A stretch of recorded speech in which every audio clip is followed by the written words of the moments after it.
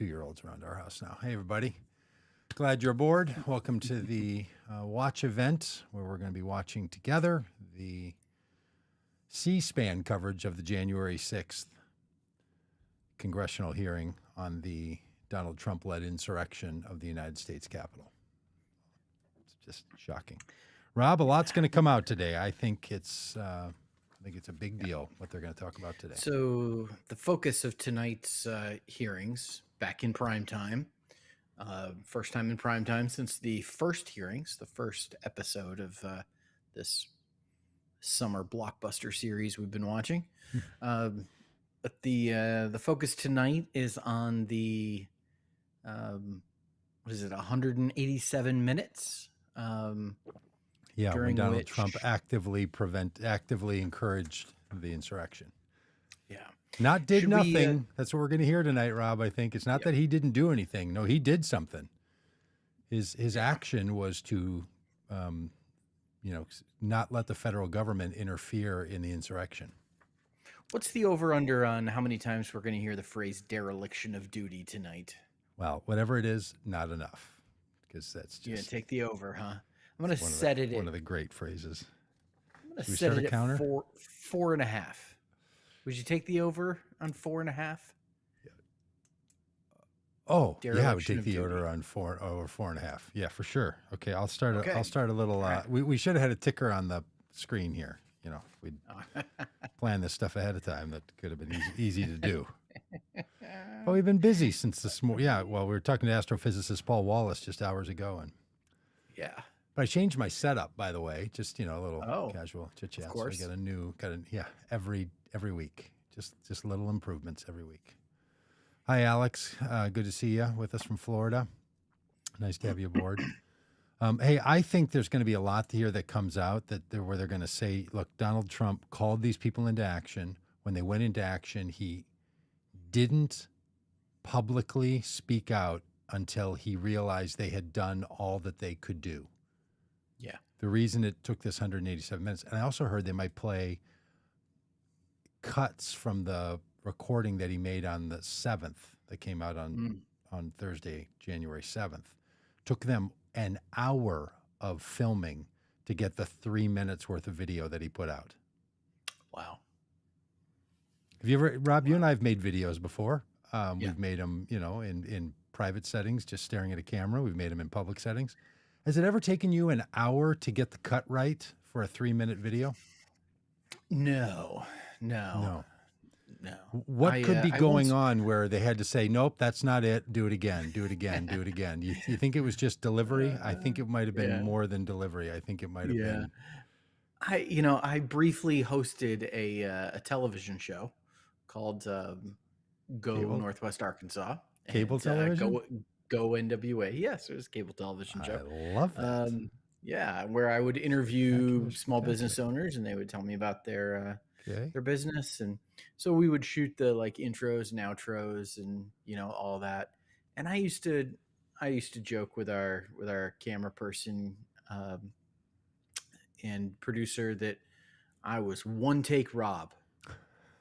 I mean, very rarely did I ever get it on one take, but it was your nickname. It became your nickname. Yeah. Self-imposed nickname. He said kind of sarcastically. So I don't think, he's one take Don, I don't think he's one take Don. But what I think is going on there is that what he was saying in these recordings, in this thing they were trying to make for him, was so wrong and off. And they're like, that can't be what you're saying. Yeah. That's what I think they're going to show. I think they're going to show him saying things like the election it's not over. Thank you for all your good work. We love you, all this stuff, as opposed to, what a president would say when the citizenry attacks the government, which is, we won't stand for this. I mean, the fact that he was in the dining room, I mean, not to play a game of Clue here with the insurrection, but the fact that he was in the presidential dining room, the Oval Office dining room, and not the Situation Room, that's a real problem. That's worth asking about. Do you want a president that spends his time during an attack on the country to be in his dining room or in the Situation Room? It's a clear question when he decides to run for office again. Do you want dining room Don or do you want a president in the Situation Room? Because when that phone rings at 2 p.m. and it's a crisis, who do you want in the dining room? Don? Throwing his burnt steak and ketchup across the room, or I think the other His thing Trump we're going to steaks? see. Do you think he's still eating the old Trump steaks? Do you think he's still got those freezer burn things yeah. sitting in a freezer somewhere? He's like, hey, Oh yeah, let's Listen, let we me paid for sell these. these to the White House dining room for $700 a case. Yeah, exactly. We paid for these. We've got to get our money out of them. I think the other thing that we're going to see tonight is just a very clear delineation of the difference in approach and action taken by Donald Trump versus that taken by Mike Pence. We're going to see Donald Trump refusing to call the National Guard. We're going to see Mike Pence calling the National Guard. We're going to see Donald Trump refusing to take seriously what was taking place at the Capitol, and we're going to see Mike Pence taking seriously what took place at the Capitol. I think there's going to be a very clear distinction between what Mike Pence did and what Donald Trump did, as a way of highlighting his inaction. That Mike Pence was forced to act in a presidential way because the president was in the dining room. Yeah, and had a dereliction of duty. Where's Adam Kissinger? So it looks like Adam Kissinger is going to be asking some questions tonight. Oh, it looks like where's Cheney just took the center spot. Where is Congressman Thompson? Benny Thompson. Committee will be in order. You tell me, friends. Here we go. The over/under on dereliction of duty is 4.5. And thank you for starting this thing on time, congressional. Good evening. Oh, yeah. Well, Liz Cheney is Earlier this week, I received a positive COVID diagnosis. Oh. Per CDC guidelines, I've received the initial 2 shots and all of the boosters. Thus far, I've been blessed to experience very minimal symptoms. Because I'm still quarantined, I cannot participate in person with my colleagues. I've asked our Vice Chair, Ms. Cheney, to preside over this evening's hearing, including maintaining order in the room and swearing in our witnesses. Recognizing Over yourself. the last month and a half, the Select Committee has told the story of a president who did everything in his power to overturn an election. He lied, he bullied, he betrayed his oath. Yep. He tried to destroy our democratic institutions. Yes, He did. summoned a mob to Washington. Afterward, on January 6th, when he knew that the assembled mob was heavily armed and angry, he commanded the mob to go to the Capitol, and he emphatically commanded the heavily armed mob to fight like hell. For the weeks between November election and January 6th, Donald Trump was a force to be reckoned with.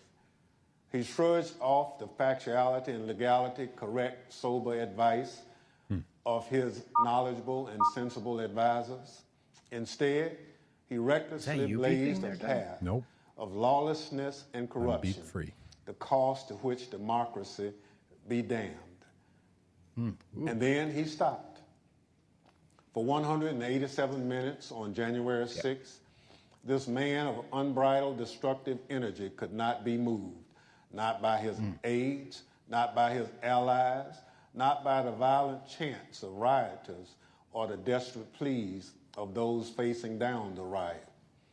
And more tellingly, Donald Trump ignored and disregarded the desperate pleas of his own family, including Ivanka and Don Jr. Even though he was the only person in the world who could call off the mob, he sent to who the cares Capitol. if a grown man doesn't do what his children tell him to do? That's not the point. What did Tiffany do? What did If Tiffany no tell one him? told him to. The few steps down What did the White Barron tell House him to do? hallway Are we allowed to into even the mention press Barron's briefing name? room where cameras were anxiously really tall. and He's taller than desperately you, Doug. waiting to carry his message to the armed and violent mob, savagely beating and killing law enforcement officers, revenging the Capitol, and hunting down the vice president and various members of Congress. Did he say He could revenging not the be Capitol? moved. This evening, my colleagues, Mr. Kingsinger of Illinois and Ms. Luria of Virginia, will take you inside the White House during those 187 minutes. We also remind you of what was happening at the Capitol minute by minute as the final violent, tragic part of Donald Trump's scheme to cling to power unraveled while he ignored his advisors, stood by, and watched it unfold on television. Let me offer a final thought about the Select Committee's work so far. As we've made clear throughout these hearings, our investigation goes forward. We continue to receive new information every day. We continue to hear from witnesses. We will reconvene in September to continue laying out our findings to the American people. But as that work goes forward, a number of facts are clear. There can be no doubt that there was a coordinated, multi-step effort to overturn an election overseen and directed by Donald Trump. There can be no doubt that he commanded a mob he knew was heavily armed, violent, and angry, to march on the Capitol to try to stop the peaceful transfer of power. And he made targets out of his own vice president and the lawmakers gathered to do the people's work. These facts have gone undisputed. And so there needs to be accountability.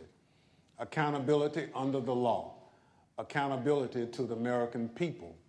Accountability at every level, from the local precincts in many states where Donald Trump and his allies attacked election workers for just doing their jobs, all the way up to the Oval Office, where Donald Trump embraced a legal advice of insurrectionists that a federal judge has already said was a coup in search of a legal theory.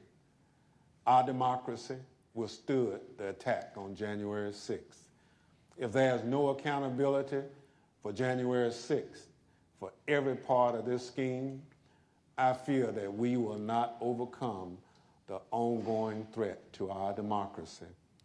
There must be stiff consequences for those responsible. Now I'll turn things over to our vice chair to start telling this story. I hope Thank you, Congressman Mr. Thompson Chairman. is feeling well. Without objection, I the hope so, too. presiding And it officer doesn't is hurt for authorized to declare Republicans the to committee see in Cheney recess at sitting any there. point. Pursuant to House Deposition Authority Regulation 10, I announce think that the she's gonna committee has say, approved the release of the previously deposition on the material insurrection presented hearings. during today's hearing. I think she's going to say And that's let me why I begin announced my tonight by candidacy wishing for the Chairman presidency Thompson of a the United rapid States. recovery from COVID. He has expertly led us through 8 hearings so far, and he has brought us to the point we are today. In our initial hearing, the chairman and I described what ultimately became Donald Trump's 7-part plan to overturn the 2020 presidential election. A Previously plan on stretching the from insurrection. before Election Day through January 6th. At the close of today's hearing, our 9th, we will have addressed each element of that plan. But in the course of these hearings, we have received new evidence, and new witnesses have bravely stepped forward. Efforts to litigate and overcome immunity and executive privilege claims have been successful, and those continue. Doors have opened, new subpoenas have been issued, and the dam has begun to break. And now, even as we conduct our 9th hearing, we have considerably more This to was do. the 8th. We have far more evidence to share with the American people and more to gather.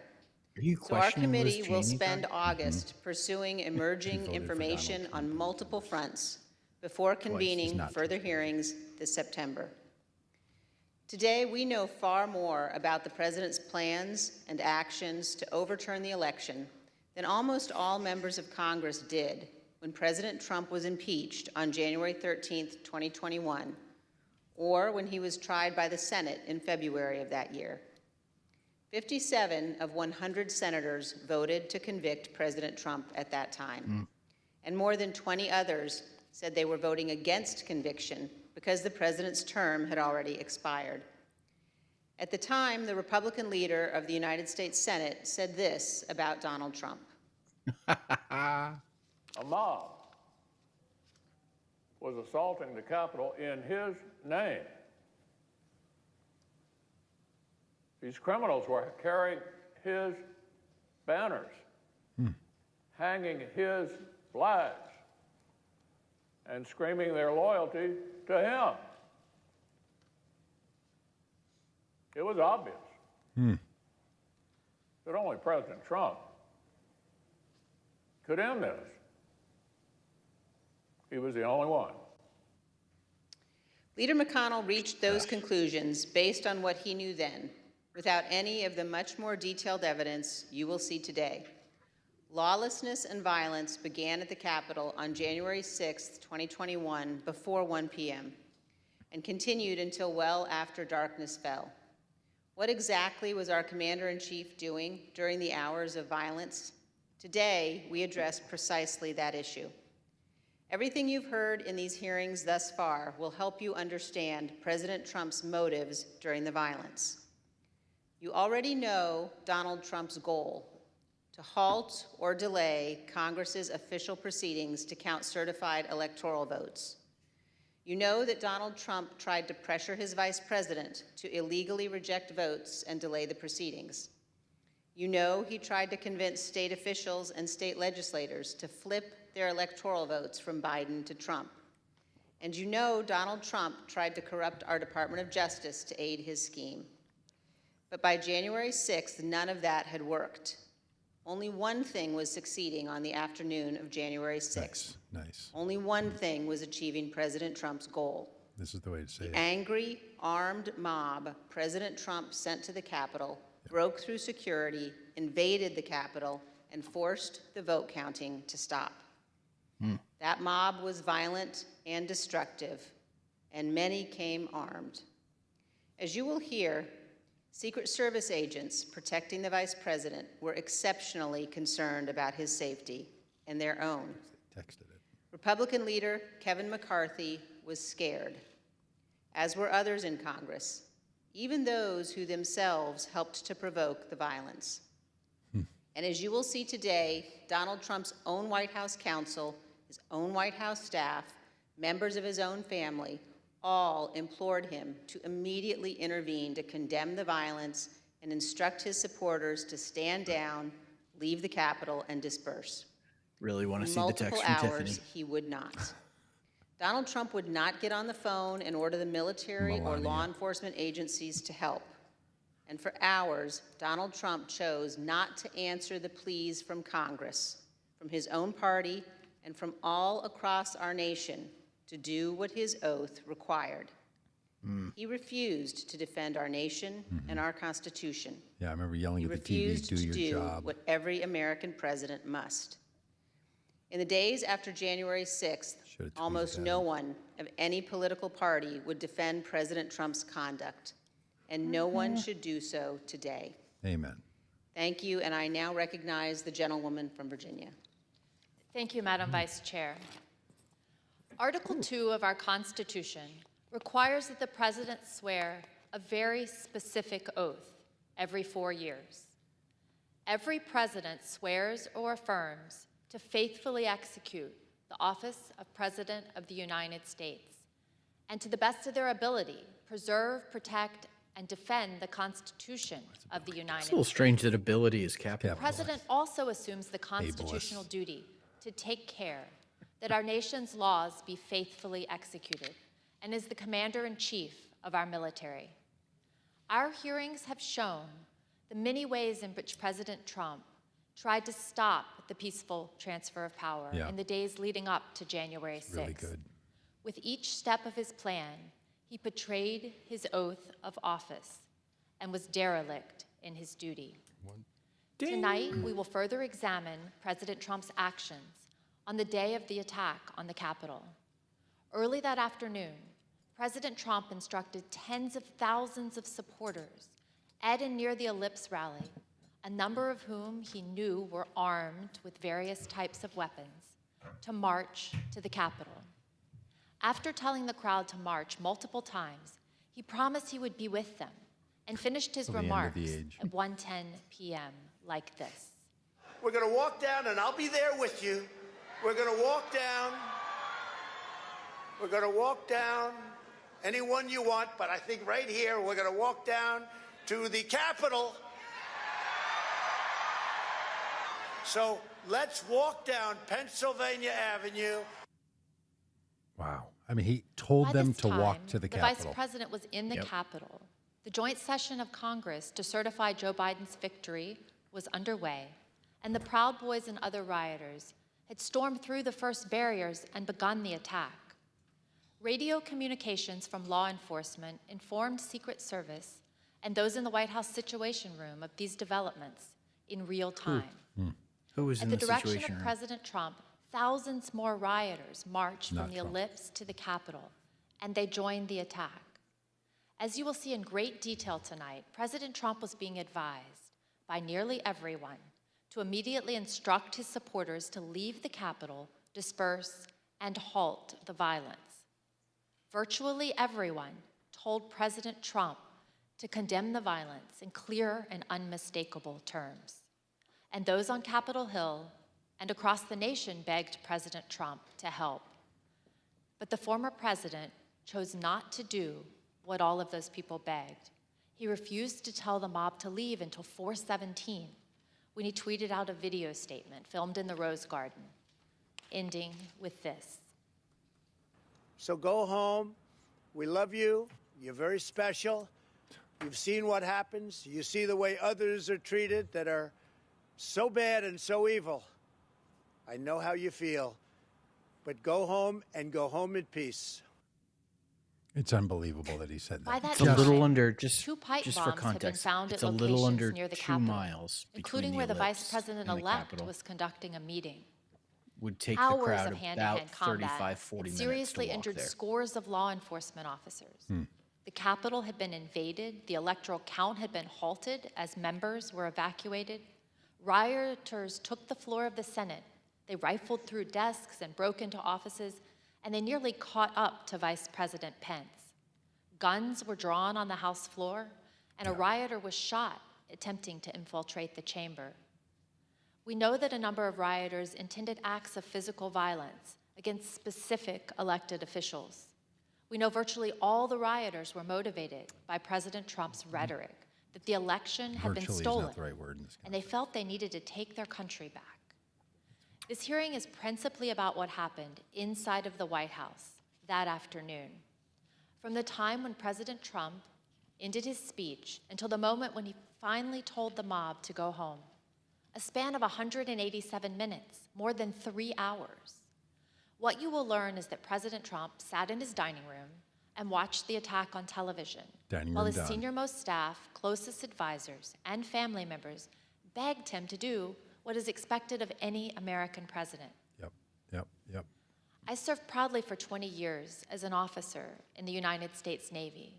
Veterans of our armed forces know firsthand the leadership that's required in a time of crisis. Yes. Urgent and decisive action that puts duty and country first. But on Minutes January matter. 6th, when lives and our democracy hung in the balance, President Trump refused to act because of his selfish desire to stay in power. And I yield to the gentleman from Illinois, Wow. Mr. Kinzinger. That was Thank you. great. Thank you, Ms. Loria. 1 week after the attack, voter, Republican Kinzinger. leader Kevin McCarthy acknowledged the simple truth. President Trump should have acted immediately to stop the violence. During our investigation, General Mark Milley, the chairman of the Joint Chiefs of Staff, also remarked on the president's failure to act. Let's hear what they had to say. The president bears responsibility for Wednesday's attack on Congress by mob rioters. He should have immediately denounced the mob when he saw what was unfolding. These facts require immediate action by President Trump. Yeah, you're the commander-in-chief. You got an assault going on the Capitol of the United States of America. Wow. And there's nothing. No call, nothing, zero. Like my colleague from Virginia, I'm a veteran. I served in the Air Force, and I serve currently in the Air National Guard. I can tell you that General Milley's reaction to President Trump's conduct is 100% correct, and so was Leader McCarthy's. What explains President Trump's behavior? Why did he not take immediate action in a time of crisis? because President Trump's plan for January 6th was to halt or delay Congress's official proceeding to count the votes. The mob attacked the Capitol the mob attacking the Capitol quickly caused the evacuation of both the House and the Senate.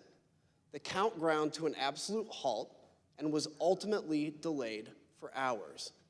The mob was accomplishing President Trump's purpose, so of course he didn't intervene.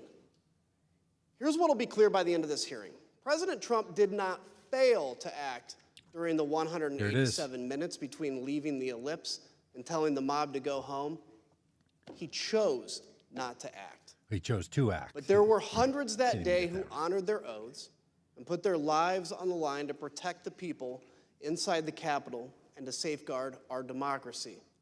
Many of them are here tonight with us, and many more are watching from home.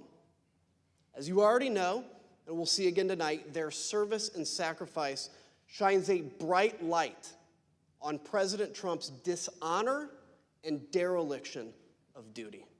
I yield to the Vice Chair. Ding! Thank you very That's much, two. Mr. Kinzinger. I'd like to begin by welcoming our witnesses this evening. Tonight we're joined by Mr. Matthew Pottinger. Mr. Pottinger is a decorated former Marine intelligence officer who served this nation on tours of duty in Afghanistan and Iraq. He served in the Trump White House from the first day of the administration through the early morning hours of January 7th, 2021. The last role in which he served in the White House was as Deputy National Security Advisor to the President of the United States. We're also joined by Sarah Matthews. Ms. Matthews started her career in communications, working on Capitol Hill, serving on the Republican staffs of several House committees. She then worked as Deputy Press Secretary for President Trump's re-election campaign before joining the Trump White House in June of 2020.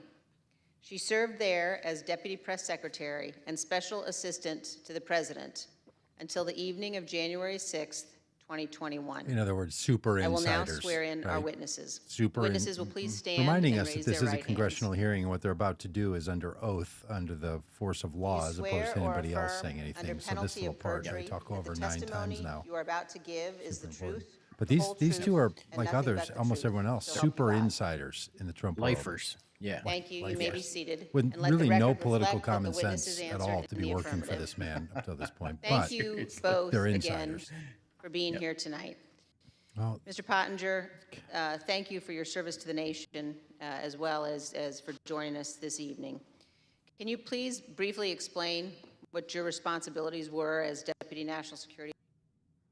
sorry about this. Y'all, this happens, and I don't know what to do. I don't know why it behaves like this. Sorry. He's saying now, as Deputy National Security Advisor, his role is to, let the president know when there Supported the president when he issues of met national or, security. Interacted with Asian to leaders. I don't know why Later, C-SPAN does this for me. 2019, I Maybe it was doesn't do it for anybody promoted else. to the job of Deputy National Security Advisor.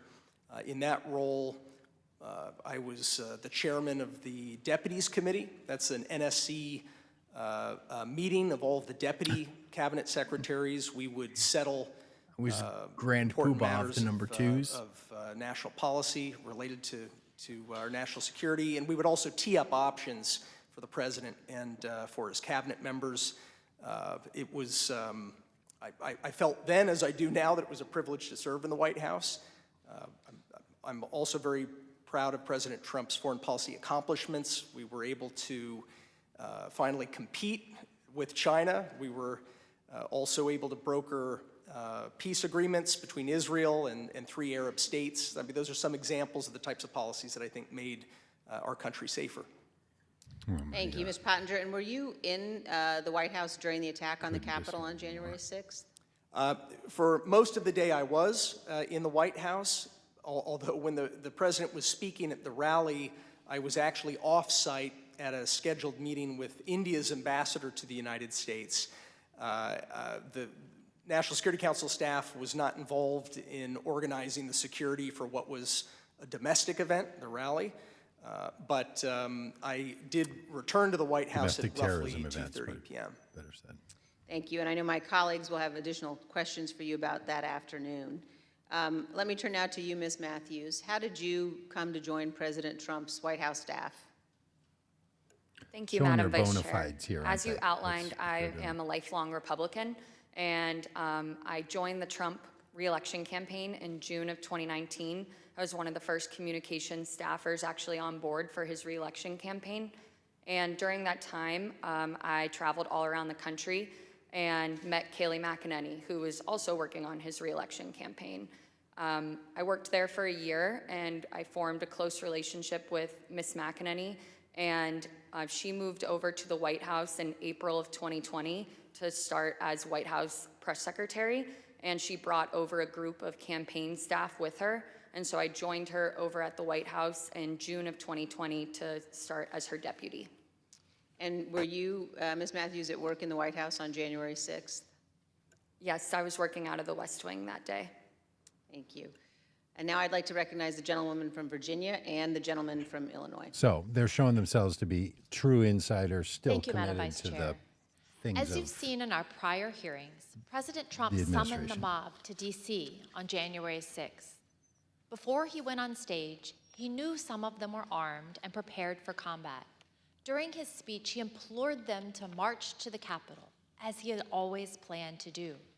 By the time he walked off the stage, his supporters had already breached the outer perimeter of the Capitol at the foot of Capitol Hill. Since our last hearings, we've received new testimony from a security professional working in the White House complex on January 6th, with access to relevant information and responsibility to report to national security officials. This security official told us that the White House was aware of multiple reports of weapons in the crowd that morning. We as a committee are cognizant of the fear of retribution good word, too. expressed by certain national security witnesses who have come forward to tell the truth. We've therefore taken steps to protect this national security individual's identity. Wow. Listen to this clip from their testimony. What was the consistent message from the people about this idea of the president to walk to the Capitol? To be completely honest, we were all in a state of shock. Sounds a lot like the Google guy, Because it's just, or the Twitter guy, I mean. one, I think the actual physical feasibility of doing it, and then also we all knew what that implicated and what that meant. That this was no longer a rally, that this was going to move to something else if he physically walked to the Capitol. I don't know if you want to use the word insurrection, coup, whatever. We all knew that this would move from a normal, democratic, public event into something else. What was driving that sentiment, considering this part of it, the actual bridge of the Capitol, hadn't happened yet? Why were we alarmed? Right. The president wanted to lead tens of thousands of people to the Capitol. I think that was enough grounds for us to do. That's great. Even though he understood many of his supporters were armed, the president was still adamant to go to the Capitol when he got off the stage at the Ellipse. But his Secret Service detail was equally determined to not let him go. That led to a heated argument with the detail that delayed the departure of the motorcade to the White House. We have evidence from multiple sources regarding an angry exchange in the presidential multiple SUV, sources. That's a big including deal. testimony we will disclose today from two witnesses who confirmed that a confrontation occurred. Oh, my. The first witness is a former White House employee with national security responsibilities. After seeing the initial violence at the Capitol on got the TV, goods. the individual went to see Tony Ornato, the deputy chief of staff in his office. Mr. Ornato was there with Bobby Engel, the president's lead Secret Service agent. This employee told us that Mr. Ornato said that the president was, quote, irate when Mr. Engel refused to drive him to the Capitol. Mr. Engel did not refute what Mr. Ornato said. The second witness is retired Sergeant Mark Robinson of the DC Police Department, who was assigned to the president's motorcade that day. He sat in the lead vehicle with a Secret Service agent responsible for the motorcade, also called the TS agent. Here's how Sergeant Robinson remembered the exchange. Was there any description of what was occurring in the car? No, the only description I received was that the president was upset and that was adamant about going to the Capitol, and there was a heated discussion about that. And when you say heated, is that your word or is that the word that was described by the TS agent? No, word described by the TS agent, meaning that the president was upset, and he was saying there was a heated argument or discussion about going to the Capitol. About how many really times wanted would to you go to say the you've been Capitol. part of that motorcade with the president? Camera angles. Probably over 100 times. And in that 100 times, have you ever witnessed another discussion of an argument or heated discussion with the president where the president was contradicting where he was supposed to go or what the Secret Service believed was safe? No. Like other witnesses, Great Sergeant answer. Robinson also testified that he was aware that individuals in the crowd were armed. Yes, I believe we was on special events channel, and I was monitoring the traffic, and so I can hear some of the units pointing out to individuals that there were individuals along Constitution Avenue that were armed, that were up in the trees, and I can hear the units responding to those individuals. And they So there's didn't always a clear these people concern out of the trees. when there's a protest in the area.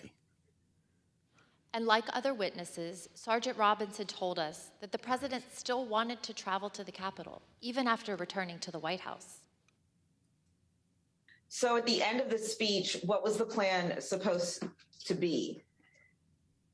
So at the end of the speech, we do know that while inside the limo, the president was still adamant about going to the Capitol. That's being relayed to me by the TS agent. And so we did part the ellipse and we responded back to the White House. However, the motorcade, the protest motorcade was placed on standby. And so we were told to stand by on West Exec until they confirmed whether or not the president was going to go to the Capitol. And so I may have waited, I would just estimate maybe 45 minutes to an hour, waiting for Secret Service to make that decision. The motorcade waited at the White House for more than 45 minutes before being released. The committee is also aware that accounts of the angry confrontation in the presidential SUV have circulated widely among the Secret Service since January 6th. Recent disclosures have also caused the committee to subpoena yet further information from the Secret Service, which we've begun to receive and will continue to assess. The committee is also aware that certain Secret Service witnesses have now retained new private counsel. We anticipate further testimony under oath and other new information in the coming weeks. You know. After the Secret Service refused to take President Trump to the Capitol, he returned to the White House. This stuff What you comes see on so the screen fast. You just is want a to photo of pause him for a inside minute, the let it Oval sit Office in. You know? immediately after he returned from the rally, Unbelievable. still wearing his overcoat. A White House employee informed the big he is. president as soon as he returned to the Oval about the riot at the Capitol. Let me repeat that. Within 15 minutes of leaving the stage, President Trump knew that the Capitol was besieged and under attack. Wow. At 1:25, President Trump went to the private dining room off the Oval Office. From 1:25 until 4 o'clock, the president stayed in his dining room. Just to give you a sense of where the dining room is situated in the Dining West room Wing, down. let's take a look at this floor plan. The dining room is connected to the Oval Office by a short hallway. Witnesses told us that on January 6th, President Trump sat in his usual spot, at the head of the table, facing a television hanging on the wall. We know from the employee that the TV was tuned to Fox News all afternoon. Here you can see Fox News on the TV showing coverage of the joint session Not that was airing OAN. that day Interesting. at 1:25. Other witnesses confirmed that President Trump was in the dining room with the TV on for more than 2.5 hours. There was no official record of what President Trump did while in the dining room. On the screen is the presidential call log from January 6th. As you can see, there's no official record of President Trump receiving or placing a call between 11:06 and 6:54 p.m. Wow. As to what the president was doing that afternoon, the presidential daily diary is also silent. It contains no information from the period between 1:21 p.m. and 4:03 p.m. What? There are also no photos of President Trump during this critical period between 1:21 and Oh, the Oval there Office are. and when he went outside to the Rose Garden after 4 o'clock. The chief White House photographer wanted to take pictures because it was, in her words, very important for his archives and for history. But she was told, quote, no photographs. Despite the lack of photos or an official record, we've learned what President Trump was doing while he was watching TV in the dining room. But before we get into that, it's important to understand what he never did that day. Let's watch. Let's do it. What didn't he So do? are you aware of any phone call by the President of the United States to the Secretary of Defense that day? Not that I'm aware of, no. Are you aware of any phone call by the President of the United States to the Attorney General of the United States that day? No. Are you aware of any phone call by the President of the United States to the Secretary of Homeland Security that day? I'm not aware of that. Guessing no. Did you ever hear the the president No. ask for the National No. Guard? Did you ever hear the president ask for law enforcement response? No. So, Great as somebody pause. who worked in the national security space, That was a with the long National pause. Security Council, if there were going to be troops present or called up for a rally in Washington, D.C., for example, is that something that you would have been aware of? Yeah, I would have. Do you know if he asked anybody to reach out to any of those that we just listed off? National Guard, DOD, FBI, Homeland Security, Secret Service, Mayor Bowser, the Capitol Police, about the situation at the Capitol? I am not aware of any of those requests. No, sir. We have confirmed in numerous interviews with senior law enforcement and military leaders, Vice President Pence's staff and DC government officials. None of them, not one, heard from President Trump that day. It's unbelievable. He did not call to issue orders. He did not call to offer assistance.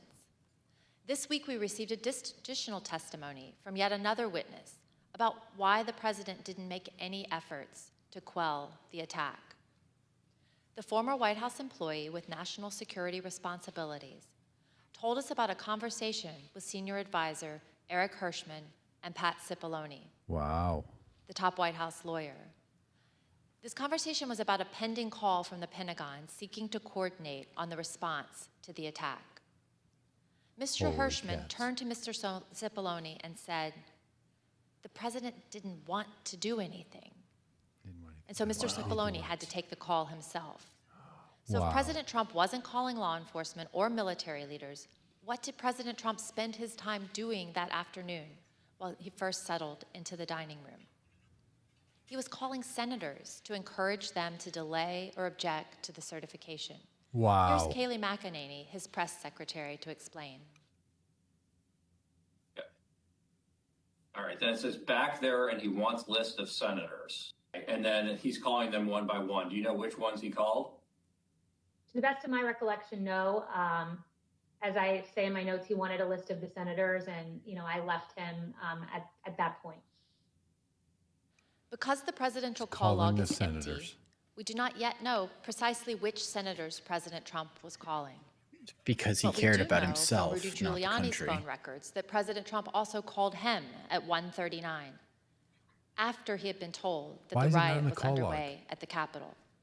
Mr. Giuliani was President Trump's lead election attorney. Because he was using a According burner to phone. the phone records, the president's call with him lasted approximately 4 minutes. Got his CVS. Recall that Fox News was on in the dining room. Let's take a look at what was airing as this call was ending. This is great, showing literally what he was looking The at. president, on the as we TV. all saw, fired this crowd up. They've all, tens of thousands, maybe 100,000 or more, have gone down to the Capitol or elsewhere in the city, and they're very upset. Now, I jumped down as soon as we heard the news that Brett gave you about Mike Pence. I started talking to these people. I said, what do you think? One woman, an Air Force veteran from Missouri, said she was, quote, disgusted to hear that news and that it was his duty to do something. And I told her, I said, there's nothing in the Constitution unilaterally that Vice President Pence could do. She said, that doesn't matter. He should have fought for Trump. Wow, these people. At 1:49, here's what was happening at the Capitol with President Trump's fired up supporters. We're going to give riot warning. We're going to try and get compliance, but this is now effectively a riot. It's a riot. 49 hours declaring it a riot. That's supposed to unleash a federal response when there's a riot in the Right. federal in the District of Columbia. Yep. Like those What words did meant President something. Trump do at 1:49 as the DC police at the same time were declaring a riot at the Capitol? He derelicted his duty. As you can see on the screen, he tweeted out a link to the recording of his ellipse speech. Oh, my land. This was the same speech in which he knowingly sent an armed mob to the Capitol. But President Trump made reinforced. no comment about the lawlessness and the violence. Wow. I yield to the gentleman from Illinois. Wow. The next action President Trump took Yeah. was to tweet at 2:24 p.m. What happened during the 35 minutes between his last tweet at 1:49 and 2:24? His staff repeatedly came into the room to see him and plead that he make a strong public statement condemning the violence and instructing the mob to leave the Capitol. He did not relent until after 4 o'clock when he went out to go to the Rose Garden to film his now infamous go home message. Pat Cipollone was a top White House lawyer. Here's what he told us about his reaction to seeing the violence and his advice throughout the afternoon. When did you first realize that there was actual violence or rioting? I first realized that it may have been on television, or it may have been Tony, or it may have been Bill, but I found out that people were, they weren't in the Capitol yet, Regis? but they were, and then I started watching it, and then I was aware. What specifically did you think needed to be done? I think I was pretty clear there needed to be an immediate and forceful response statement, public statement that people need to leave the Capitol now.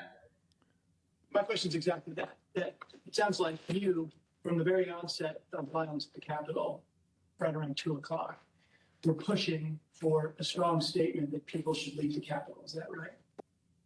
I was, and others were as well. Okay. Pat, you said that you expressed your opinion forcefully. Could you tell us exactly how you did that? Good for you, Yeah, I Liz.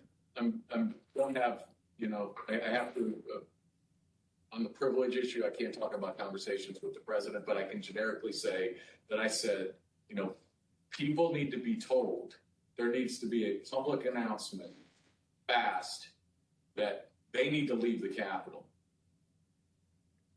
And By the Pat, way- could you let us know approximately when you said that? Good question. Approximately when? Almost immediately after I found out people were getting into the Capitol or approaching the Capitol in a way that was violent. Do you remember any discussion with Mark Meadows with respect to his view that the president He was didn't laying want on his to- couch looking at his phone. was somehow resistant Which to is literally what I was doing wanting when to this say was happening something along too. the lines that you suggest? Talking And about it's not just to be clear, many people suggested it. Not just me, many people felt the same way. Of course they did. Everyone in I'm the sure country. I had conversations with Mark about this during the course of the day and expressed my opinion very forcefully that this needs to be done. So your advice was tell people to leave the Capitol, and it took over 2 hours when there were subsequent statements made, tweets put forth that in your view were insufficient. Did you continue, Mr. Cipollone, throughout the period of time up until 4/17, continue, you and others, to push for a stronger statement? Yes, Were you joined in that effort by Ivanka Trump, Yes. by Eric Hershey, Yes. by Mark Meadows? yes. White House counsel's office wanted there to be a strong statement out to condemn the rioters. I'm confident in that. I'm confident that Ivanka Trump wanted there to be a strong statement to condemn the rioters. What about Tiffany? I don't know the private conversation she had Are there with other dress designers Mr. too? Trump, that but I come? remember when she came to the office one time with White House counsel's office, when she came to the chief of staff's office with White House counsel's office, she was talking about the speech later that day and trying to get her dad on board with saying something that was more direct than he had wanted to at the time and throughout the afternoon. And I think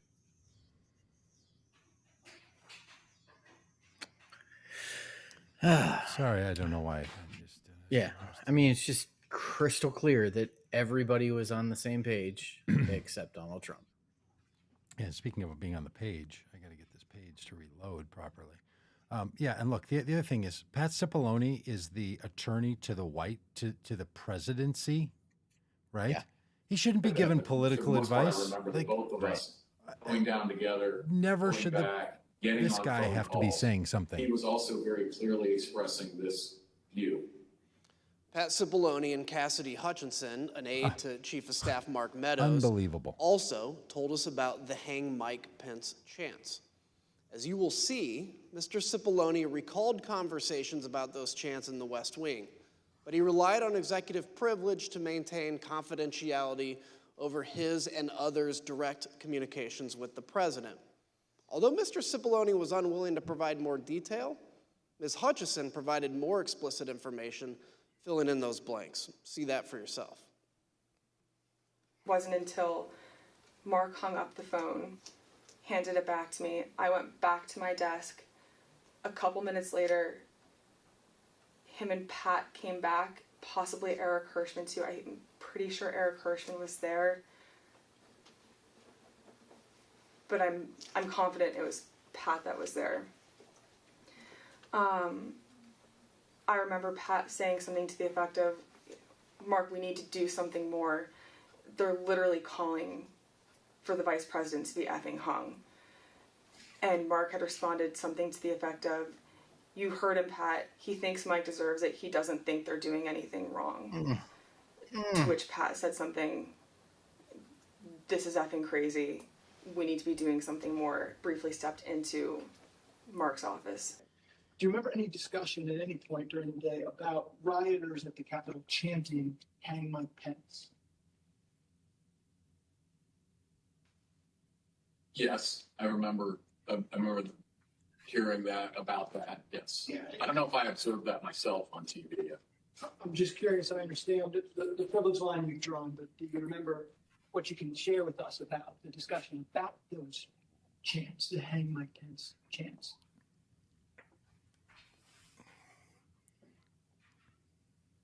I can tell you my view of that. Yeah, please.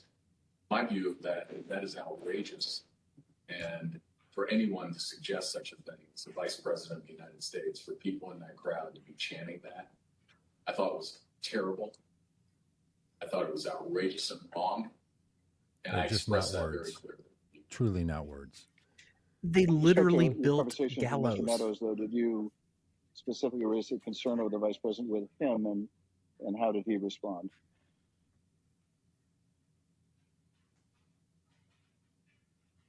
I believe I raised a concern about the vice president, and I again, the nature of his response, without recalling exactly, was he, people were doing all that they could. And what about the president? Did he indicate whether he thought the president was doing what needed to be done to protect the vice president? No. Yeah, just sir. That question. Call for production meeting. Yeah. Okay. I'm being instructed on it. I see. In addition, Mr. Cipollone testified that it would have been feasible, as commentators on television were We should all be suggesting, instructed on for President Trump to immediately appear at the podium in the press room to address the nation. Would it have been possible at any moment for the president to walk down to the podium and Would it have been possible? and talk to the nation anytime between when you first gave him that advice at 2:00 and 4:17 when the video statement? Would that have been possible? Would it have been possible? Yes. Yes, it would have been possible. We just heard Mr. Cipollone say that President Trump could have gone to the press briefing room to issue a statement at any moment. Yes. To give you a sense of just how easy that would have been, let's take a look at a map of the West Wing. As we saw earlier, the president's private dining room is at the bottom of the map. The press briefing room is at the top, highlighted in blue, and the Rose Garden, where the president ultimately filmed his go home video, is on the right next to the Oval Office, and that's highlighted in green. Ms. Matthews, how quickly could the president have gotten on camera in the press briefing room to deliver a statement to the nation? To the Capitol. Faster than you could So have walked as to you the Rose outlined, Garden. it would take probably less than 60 seconds from the Oval Office dining room over to the press briefing room. And for folks that might not know, the briefing room is the room that you see the White House press secretary do briefings from, with the podium and the blue backdrop. And there's a camera that is on in there at all times. And so if the president had wanted to make a statement and address the American people, he could have been on camera almost instantly. And conversely, the White House press corps has offices that are located directly behind the briefing room. And so if he had wanted to make an address from the Oval Office, we could have assembled the White House press corps probably in a matter of minutes to get them into the Oval for him to do an on-camera address. Thank you. Other witnesses have given us their views on that question. For example, General Keith Kellogg told us that some staff were concerned that a live appearance by the president at the microphones at that moment could actually make matters worse. He told us he recommended against doing a press conference because during his 4 years in the Trump administration, quote, there wasn't a single clean press conference we had had. Yeah. President Trump's advisors knew his state of mind at that moment, and they were worried about what he would say in unscripted This is unbelievable. They're like, yield don't to let the him stand in gentlewoman front of a from camera. Virginia. Thank you. As you've heard, by 2 o'clock, multiple staff members in the White House recognized that a serious situation was underway at the Capitol. Yeah. Personally, I recall being evacuated from the House office building where we're sitting before this time. And it was due to the discovery of 2 pipe bombs in nearby buildings. Ms. Matthews, around the same Placed by time, Marjorie you were Taylor Greene. watching the violence unfold on television and social media with colleagues, including with Ben Williamson, a senior aide to Mark Meadows and the acting director of communications. You told us that before President Trump sent his next tweet at 2:24, She's Mr. angry. Williamson got up to go see She's Mr. still Meadows, bothered what and Trump you got didn't up do. to go Good see for her. Kayleigh McEnany. Why did you both do that? So Ben and I were watching the coverage unfold from one of the offices in the West Wing, and we both recognized that the situation was escalating, and it was escalating quickly, and that the president needed to be out there immediately to tell these people to go home and condemn the violence that we were seeing. So I told him that I was going to make that recommendation to Kayleigh, and he said he was going to make the same recommendation to the Chief of Staff, Mark Meadows. Thank you. And one of your colleagues in the press office, Judd Deere, told us he also went to see Ms. McEnany at that time. Let's hear what he said about this critical period of time, right as the rioters were getting into the Capitol. And why did you think it was necessary to say something? Judd Deere from Arkansas. Well, I mean, it appears that individuals are storming the U.S. Capitol building. They also appear to be supporters of Donald Trump who may have been in attendance at the rally. We're going to need to say something. And did you have a view as to what should be said by the White House? If I recall, I told Kayleigh that I thought that we needed to encourage individuals to stop, to respect law enforcement, and to go home. That these are the people that the Although country President needed to Trump was depend aware on. of the ongoing riot, Miss Matthews, Miss did not take any McEnany, immediate action to that address guy. the lawlessness. Good Lord. Instead, at 2:03, he called Rudy Giuliani again, and that call lasted for over 8 minutes. Oh my gosh. Moments later, at 2:13, rioters broke into the Capitol itself. One of the Proud Boys charged with seditious conspiracy, Dominic Pizzola, used an officer's shield to smash a window, and rioters flooded into the building.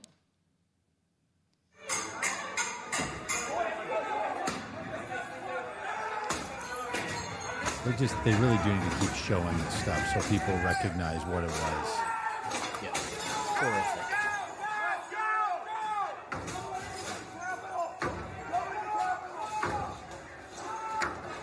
Hey, Rob, how many people with Antifa or Black Lives Matter do you know carry Trump flags and wear red hats and so on?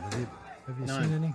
I've just Not a one. personally never seen one. As rioters were entering the building, the Secret Service held Vice President Pence in his office right off the Senate chamber for 13 minutes as they worked to clear a safe path to a secure location. Now listen to some of that radio traffic Where were all and the see good what guys they with were guns? seeing as the protesters got just feet away from where the vice president was holding. Oh, they can't keep the building. Hold. Open that door up. If we're moving, we need to move now. Copy. If we lose any more time, we may lose the ability to leave. So if we're going to leave, we need to do it now. This is They gained unbelievable. access to the second floor, and I've got public about 5 feet from me down here below. Okay, copy. They are on the second floor, moving in now. We may want to consider getting out and leaving now. Copy. Will we encounter the people once we make our way? Repeat. Encounter any individuals if we made our way to the There's 6 officers between us and the people that are 5 Look at them. to 10 feet away from me. Stand by. I'm going down to evaluate. Go ahead. We have a clear shot if we move quickly. We got smoke downstairs set by unknown smoke set downstairs by the protesters. Is that route compromised? We have this is secure. However, we will bypass some protesters that are being contained. There is smoke, unknown what kind of smoke it is. Copy. Clear, we're coming out now. All right, make a way. I mean, they've shown this before, but this is just riveting. Wow. Unbelievable. Not with the audio. The President's National Security Council staff was listening to these developments and tracking them in real time. Oh my God. On the screen, you can see excerpts from the chat logs among the President's National Security Council staff. At They didn't delete 2:13, it? the staff learned that the rioters were kicking in the windows at the Capitol. 3 minutes later, the staff said the vice president was being pulled, which meant agents evacuated him from the Senate floor. At 2:24, the staff noted that the Secret Service agents at the Capitol did not, quote, sound good right now. Earlier, you heard from a security professional who had been working in the White House complex on January 6th with access to relevant information and a responsibility to report to national security officials. We asked this person, what was meant by the comment that the Secret Service agents did not, quote, sound good right now? In the following clip of that testimony, which has been modified to protect the individual's identity, the professional discusses what they heard from listening to the incoming radio traffic that day. Okay, that last entry in this page is service to the Capitol does not sound good right now. Correct. What does that mean? The members of the VP detail at this time were starting to fear for their own lives. There was a lot of yelling, a lot of very personal calls over the radio. So it was Say what it disturbing. I was. don't like talking about it, but there were calls to say goodbye to family members, so on and so forth. It was getting, for whatever the reason was on the ground, the VP detail thought that this was about to get very ugly. And did you hear that over the radio? Okay. What was the response by the Secret Service agents who were there? Everybody kept saying, at that point it was just reassurances, or I think there were discussions of reinforcements coming, but again, it was just chaos. They were just yelling. Obviously, you conveyed the disturbing, but what prompted you to put it into an entry, as it states there, service to the If Capitol? they're running out of options and they're getting nervous, it sounds like that we came very close to either service having to use lethal options or worse. Like at that point, I don't know. Is the VP compromised? Is the detail I don't know. Like we didn't have visibility, but it doesn't. If they're screaming and saying things like "say goodbye to the family," like the floor needs to know this is going to a whole nother level soon. Wow. As this next video shows, the rioters' anger was focused Secret primarily Service members on were Vice calling their President Mike family Pence. members to say goodbye because they This thought they were woman going comes to up to die. the side of us and she says, Pence folded. So it was kind of like, okay, well, in my mind, I was thinking, well, that's it, you know. Well, my son-in-law looks at me and he says, I want to go in. What percentage of the crowd is going to the Capitol? 100%. It is spread like wildfire that Pence has betrayed us and everybody's marching on the Capitol, all million of us. It's insane. Stick up for Donald Trump! Mike Pence traitor! Mike Pence has screwed us, in case you haven't heard yet. What happened? What happened? I keep hearing that Mike Pence has screwed us. That's the word. I keep hearing reports that Mike Pence has screwed us. Did people appear angry as you were walking to the Capitol? Yeah, a lot of people seem like they're very upset. Tell us some of the things they were saying, if you recall. Oh, they were saying all types. You know, people were screaming all types of stuff. They were mad that Vice President Pence was going to accept the electorals. I mean, it was a little. If you could think it up, you were hearing it. I believe that Vice President Pence was going to certify the electoral votes or not certify them, but I guess that's just changed, correct? And it's a very big disappointment. I think there's several 100,000 people here that are very disappointed. These people were just so lied to. It's President unreal. Trump did not try to calm his thousands of disappointed supporters. Instead, Not millions. at almost the same moment violence was getting completely out of hand, Donald Trump sent his 224 tweet. The president said, Mike Pence didn't have the courage to do what should have been done to protect our country and our Constitution. Despite knowing the Capitol had been breached and the mob was in the building, President Trump called Mike Pence a coward and placed all the blame on him for not stopping the certification. Wow. He put a target on his own vice president's back. Mr. Pottinger and Ms. Matthews, when we ask you about your reaction to seeing the 224 tweet in real time, you both used the same imagery to describe it. President Trump was adding fuel to the fire. Mr. Pottinger, you made the decision to resign after seeing this tweet. Can you please tell us why? Yes. So that was pretty soon after or shortly before I'd gotten back to the White House. I'd come from off-site. I began to see for the first time those images on TV of the chaos that was unfolding at the Capitol. One of my aides handed me a sheet of paper that contained the tweet that you just read. I read it and was quite disturbed by it. Tweet? I was disturbed and worried to see that the president was attacking Vice President Pence for doing his constitutional duty. So the tweet looked to me like the opposite of what we really needed at that moment, which was a de-escalation. And that's why I had said earlier that it looked like fuel being poured on the fire.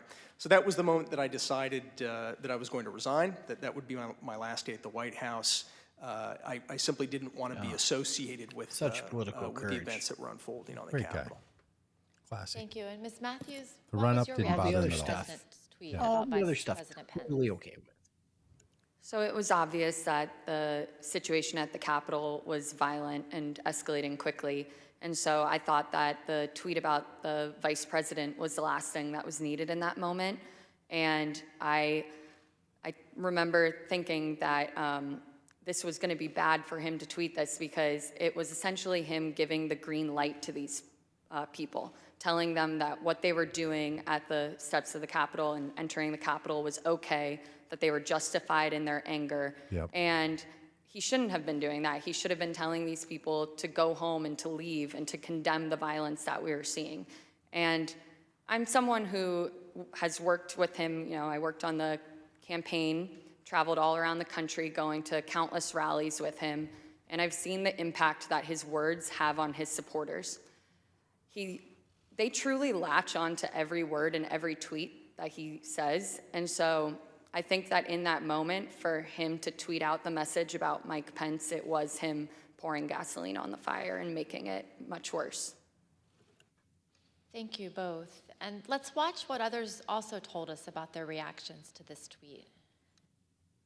I don't remember when exactly I heard about that tweet, but my reaction to it is that's a terrible tweet, and I disagreed with the sentiment. Just stop That's a calling terrible it a tweet tweet. and start calling it a Something's wrong. presidential statement. What was your reaction when you saw that? Because that's what it is. Extremely unhelpful. Why?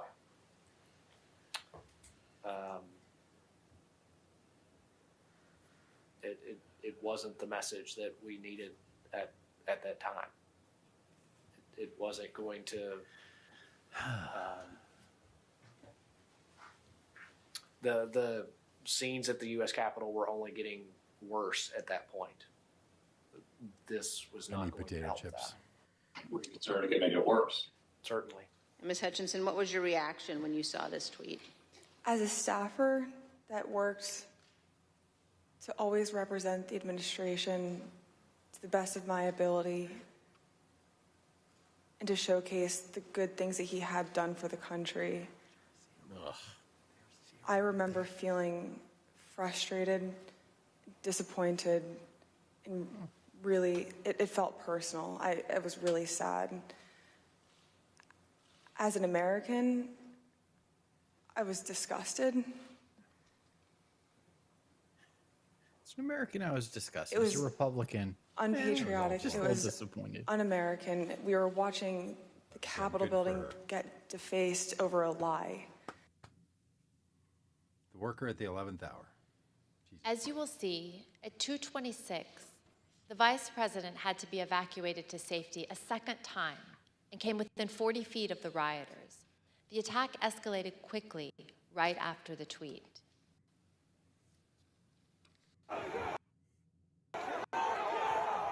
Again, Mike Pence's Secret Service detail called family members to say goodbye. Yeah, or because saying they to other thought they people were to call going family to members. I think he said they were telling other people to call family members. Yep. Well, he heard it on the radio. Yeah, that they were saying, call my family members and tell them, tell them I love them. Unbelievable. So also while we're waiting for this refresh, the little bit of humor at 8:45. While the vice president was being 7:45. evacuated from the Senate, President Trump House called GOP Senator Tommy tweeted, Tuberville, "This is all one of his heresy." strongest supporters in the Senate. I think they meant As hearsay. Senator Tuberville later but they recalled, said heresy. he had to end the call so that he could evacuate the Senate chamber himself. Leave Twitter Let's now. listen. He didn't call my phone, Preserve called somebody yourself. else, and they handed it to me. And I basically told him, I said, Mr. President, we're not doing much work here right now because they just took our vice president out. And matter of fact, I'm going to have to hang up on you. I've got to leave. Tuberville. That this man Senator is a Josh senator. Hawley also had to Unbelievable. flee. Earlier that afternoon, before the joint session started, he walked across Can't the east stand front of Auburn. the Capitol. Good. Throw Josh Hawley under his proverbial. As Look you at can him. see in this photo, he raised his fist in solidarity with the protesters already amassing at the security gates. We spoke with a Capitol police officer who was out there at the time.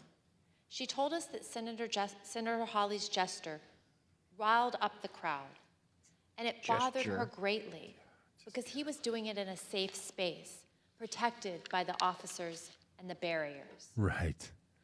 Later that day, Senator Hawley fled after those protesters he helped to rile up stormed the Capitol. Good for them. Wow. See for yourself. Say it. Oh. Then he Run ran for away. your life, Josh. Run away, run away. It's like a scene from He went out there and gave him Monty the high Python. fist and then ran away when they did what he is Think about encouraging what them we've to do. seen. Undeniable violence at the Capitol. The vice president being evacuated to safety Coward. by the Secret Service. Senators running through the hallways of the Senate to get away from the mob. As the commander-in-chief, President Trump was oath and duty bound to protect the Capitol. His senior staff understood that. Acted to not stop them. Do you believe, Jared, that the president has an obligation to ensure a peaceful transfer of power? Yes. And do you think the president has an obligation to defend all three branches of our government? Look at the look on his face.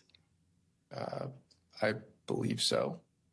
And I assume you also would agree the president has a particular obligation to take care that the laws be faithfully executed. That is one of the president's obligations, correct? No, I mean, I asked what his duty is. Well, I mean, there's a constitutional duty. What he has, he's the commander in chief, and that was that was my biggest issue with him as national security advisor. Wow. Rather than That uphold was your his duty biggest to the issue with him? Constitution, President Trump allowed the mob to achieve the delay that he hoped would keep him in power. I reserve. The gentlewoman reserves. I request that those in the hearing room remain seated until the Capitol Police have escorted members and witnesses from the room. I now declare the committee in recess for a period of approximately 10 minutes. I hereby declare. All I right, recognize so- myself. Man, Okay, alive. so the bombshell for me is that Mike Pence's Secret Service members thought they were going to die. Yeah, like if you wanted to overplay, like don't think these people really thought their lives were in jeopardy. This person who's listening into the calls that the Secret Service is making on the phone, on the radios, they're hearing all of it because they're NSA and they listen to everything. That's who it was. He was saying these people were so shaken. They were talking about call my family members and tell them that I love them. I don't think we're going to get out of this alive. Like you can say those gallows they built out there were replica gallows. You couldn't hang someone. They didn't. Political The men theater. closest to Mike Pence thought Donald Trump supporters were going to kill them. Like, why are they not calling those guys in? Why is it the you know, I don't know. Like, maybe they have the goods on this. Maybe they have the phone, you know, the written records of the words that were stated or the things that they were saying, transcripts of it or all this. I don't know. But this is just, and showing this timeline, you know, this 110 to 414, that time period right there, that's the 187 minutes that's often referred to by people. That is a long time. Yeah. I watched some women in the World Championship run for the women's marathon, run a marathon in 2 hours and 18 minutes. So do you know how long of a period 187 minutes is? Longer than it takes to run 26 miles.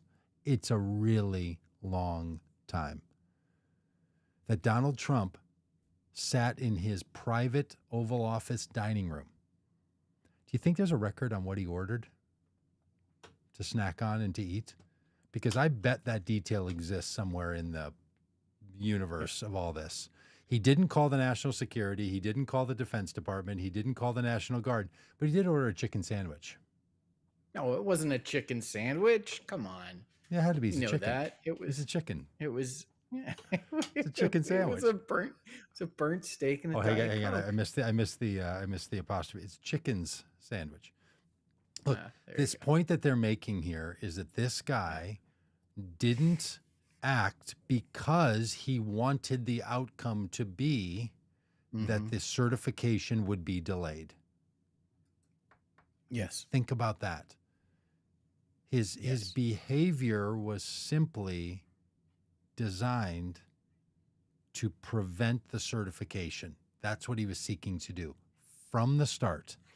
And then in December, when he said, now we have to go to January 6th, what we have to do is delay or cancel the certification. That's why he didn't act. Yeah. Yes. There was no reason for him to act because the thing that he wanted accomplished was being accomplished. The certification was being delayed. Well, and which was even exactly what he wanted. Yeah, look, I think that's one. Yeah, that's right. I think that's accurate. That's the way to say it is. he didn't act because that's what he wanted. I think the other thing is he didn't act as an affirmative action to allow that to happen. He wasn't passively not acting. He was assertively not acting. So when people said to Yes. him, do this, and he said no, that's an action, right? Yes. It's not omission or commission even. Like that is an action, right? As someone who's been arrested for not doing what an authority tells you to do at a public protest, they don't arrest you for non-action. They arrest you for a thing you did, which was to not respond and to not act. Not acting is a response. So what I think we need to put in our heads is not, oh, Donald Trump, he's not a very good president, didn't know what to do, got confused, was a little upset. Yeah. So he just, it was flight, freeze, or what was it? Flight, fight, or freeze? Flawn? Did you say flawn? Fawn. Fawn? Yeah. No, what are the three evolutionary reactions that people have? Fight, flight, or freeze? Flight. And he didn't. It's another one. Fawn? Yes, that's a thing. Yes. What is fawning? Some people, when they are in the midst of trauma, will try to alleviate it by making nice with the thing that's causing the trauma. There are fawn. 4 responses to a Yes. evolutionary crisis Yes. thing: flight, Yep. freeze, fight, and fawn. Yes. Come on, you're saying yes? Like, have you ever heard of this? I've never heard of it. What? Let's ask Come on, Alex. somebody back Alex, me have you up. ever That's heard a of real this? thing. This is a I've real never heard of thing. this in my life. Okay, he fawned. That's great. Donald Trump dug down deep down into the evolutionary response and fawned. That's what he did. He's a fawner. But so his response and action was so deliberative. Like it. Yes. So when Cipollone says to Mark Meadows he has to do something, Mark Meadows says he won't. Yeah. I mean, it's super hard to, and I don't know that it makes a huge difference whether he derelicted his duty by not doing it or he affirmatively did something in violation of his oath. But the man attacked the Capitol and wanted to join the people. And then after it was all done, when he told them to go home, he said, "I'm with you. I We love you. You're very special. You're very special. You have a reason to do what you did." So, I mean, this is just, look, I know we talk about politics around here a lot. I listened to this other podcast where the guy uses a metaphor about Trump that you use around automobiles, that when an automobile is in a car accident, sometimes the car accident can bend the frame of the car so it never drives straight again. He said what these January 6th hearings have done is bent the frame. He will never drive like when you have people like Miss Matthews and Pottinger and McEnany, when these people are turning on Trump, like who? I mean, you can say, sure, he's going to win the Republican nomination, but there's no one that's going to touch this campaign and want to be anywhere near this guy after this. This is just cataclysmic. Yeah. Don't you think? So, Do you think people will just forget about this two years from now? Like, will it just feel like? No, I really don't. I think there are people in the political industrial complex that have been really burned by this, and his ability to get competent talent to staff around him.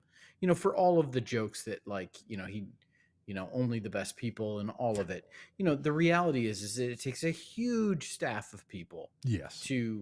To run an administration, to run a presidential campaign. It takes a gigantic staff of people. And, there's got to be people who are good at their jobs, that can get the job done. And especially if you're not good at your job, you've got to be surrounded by people who are good at yeah, your but job. what we're seeing here from people like Sarah Matthews is not going back to work for this campaign. And she's not particularly good at her job. But, well, I mean, Yeah, but no, you're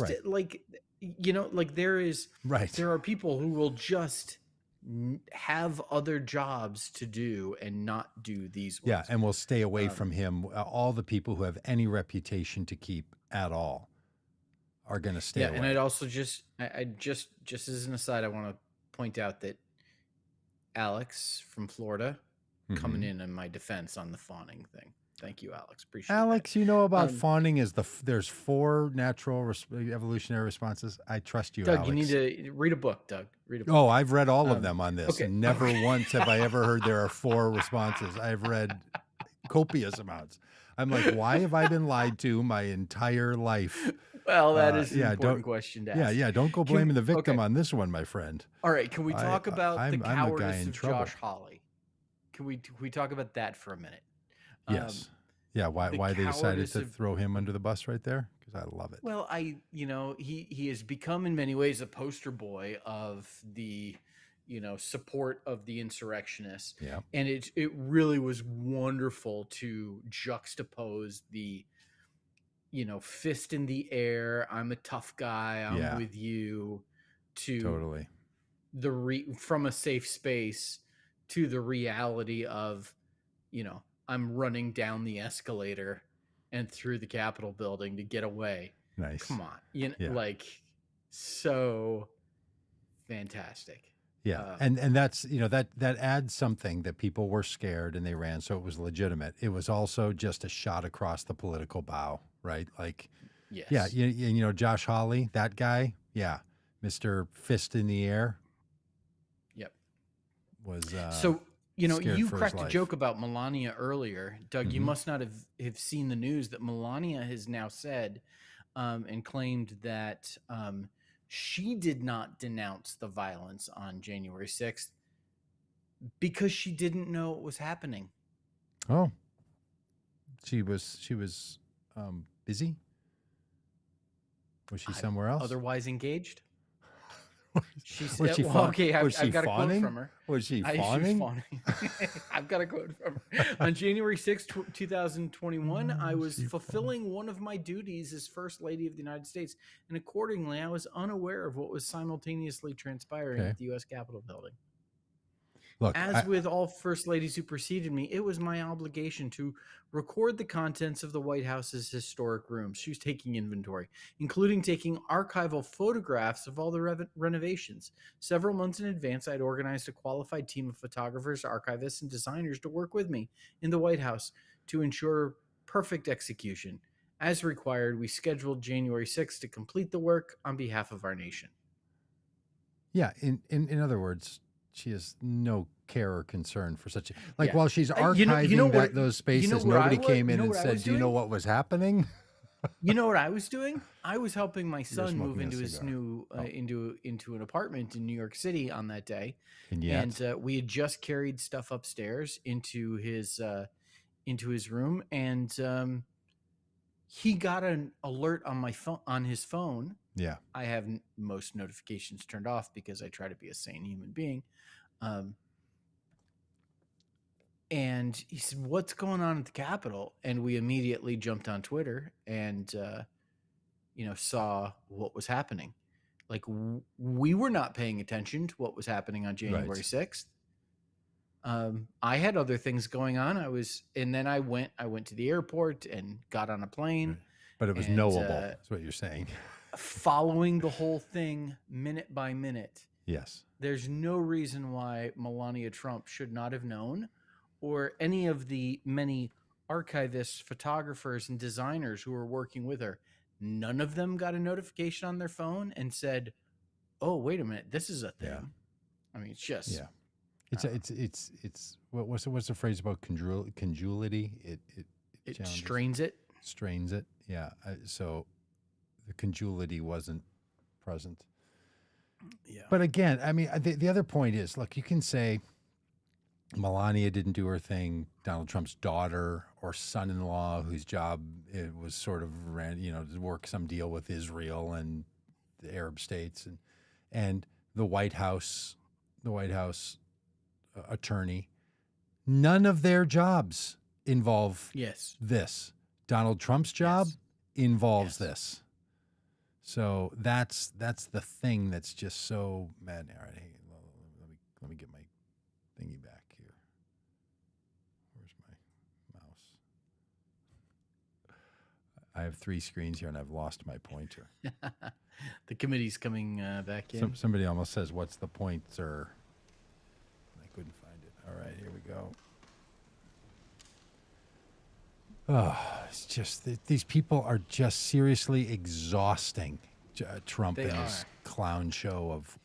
The committee will be in order. I now recognize the gentleman from Illinois. But these guys are running a tight ship. I appreciate it. We left at the recess just after President Trump's 224 tweet attacking the vice president. By this time, the president had been in his dining room for an hour. I don't care for his style. I want you to just think of what you would have done if you were in his shoes and had the power to end the violence. You would have immediately and forcefully told the rioters to stop and leave. Like, stop and leave. Done. As you heard, that's exactly what his senior staff had been urging him to do. But he resisted, and he kept resisting for another almost 2 hours. In the meantime, all the president did was post 2 tweets, one at 2:38 and the other at 3:13. One said, quote, "Stay peaceful." The other said, quote, "Remain peaceful."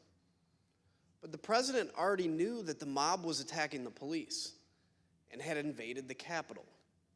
Neither tweet condemned the violence or told the mob to leave the Capitol and disperse.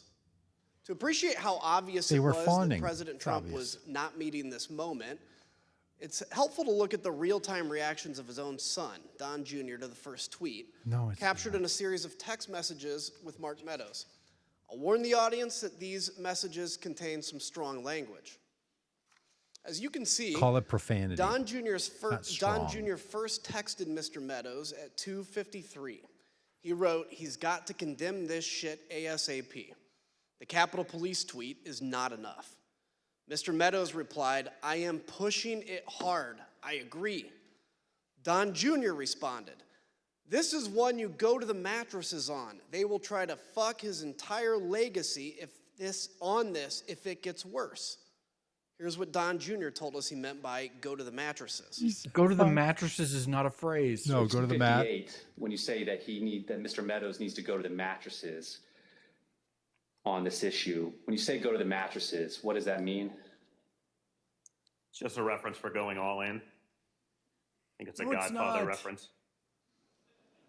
Sean Hannity agreed, and he No one also uses turned to that Mark phrase. Meadows for help after the president's second go to tweet. the mat. As you can see, Mr. Hannity texted It's a at wrestling term, not a 3:31 to sex say term. Trump needed to deliver a statement to the nation telling Unless the you're fawning. rioters to leave the Capitol. Mr. Meadows responded that he was, quote, "on it." Don Jr. and Sean Hannity were not the only ones who implored Mr. Meadows to get the president to speak to the nation and tell Donald the mob Trump to leave, is to go in the home, WWE go Hall home. of Fame, so Throughout the attack, Mr. you would Meadows understand received texts a from wrestling Republican reference. members of Congress, from current and former Trump administration officials, from media personalities, and from friends. Like President Trump's staff, they knew President Trump had to speak publicly to get the mob to stop. Why didn't Milley, look at General just a Milley, few of these text do something messages. on his own or call the president? Fox News personality Laura Ingraham said, Like, why do we "The have to hear it president from needs this to tell crowd the of people in the nonsense? Capitol to go home."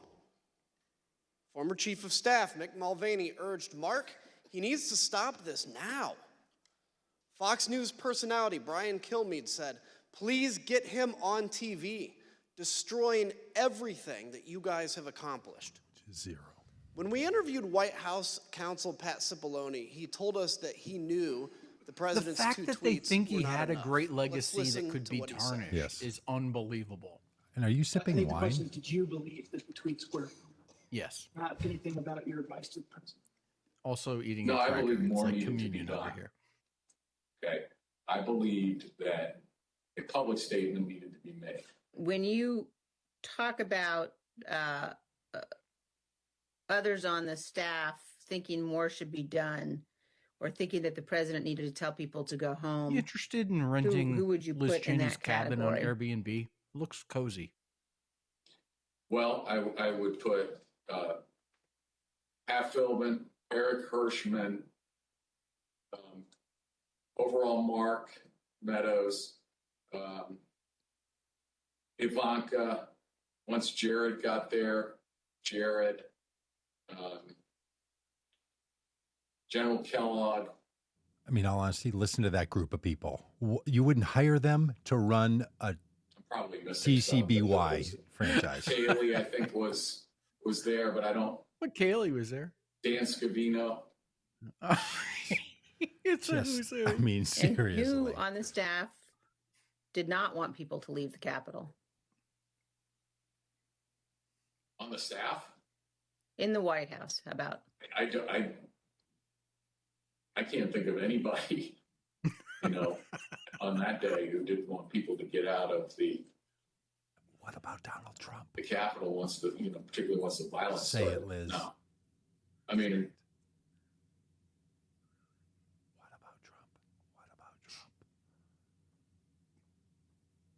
What about the president? Yeah. she said the staff. So I answered. No, I said in the White House. Oh, I'm sorry. I apologize. I thought you said who else on the staff.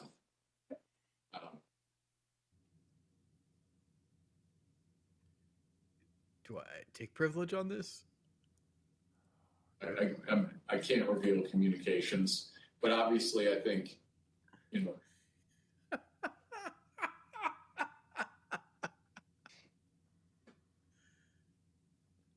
Just watching good people crumble. Just pathetic. Just pathetic. Let's pause on that last statement. Although Pat Cipollone is being careful about executive privilege, No, he's not. there really is no ambiguity about what he said. Almost everybody wanted President Trump to instruct the mob to disperse. President Trump refused. To understand how inadequate the president's tweets were, let's examine his 238 tweet in more detail. For context, here's what was happening at that time.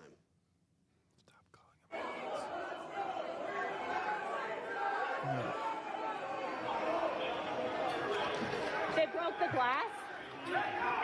Everybody stay down! Get down! Doors I mean, look barricaded. at There's this. people Those are flooded the hallways congresswomen. outside. We have no way out. We were just told that there has been tear gas in the rotunda, and we're being instructed to Good for each them of us getting get out live a on gas this. mask. We went from a peaceful protest, and this is a very dangerous situation right now. That there was are, never peaceful. I'm being told, these protesters on the inside are around both chambers, and there is now tear gas inside the Capitol Rotunda. In fact, members locked in the House are being instructed to put on masks. Ms. Matthews, after President Trump's tweet about Vice President Pence, you told us you spoke to, immediately you spoke to Kaylee McEnany. What did you tell her, and where did she go afterwards?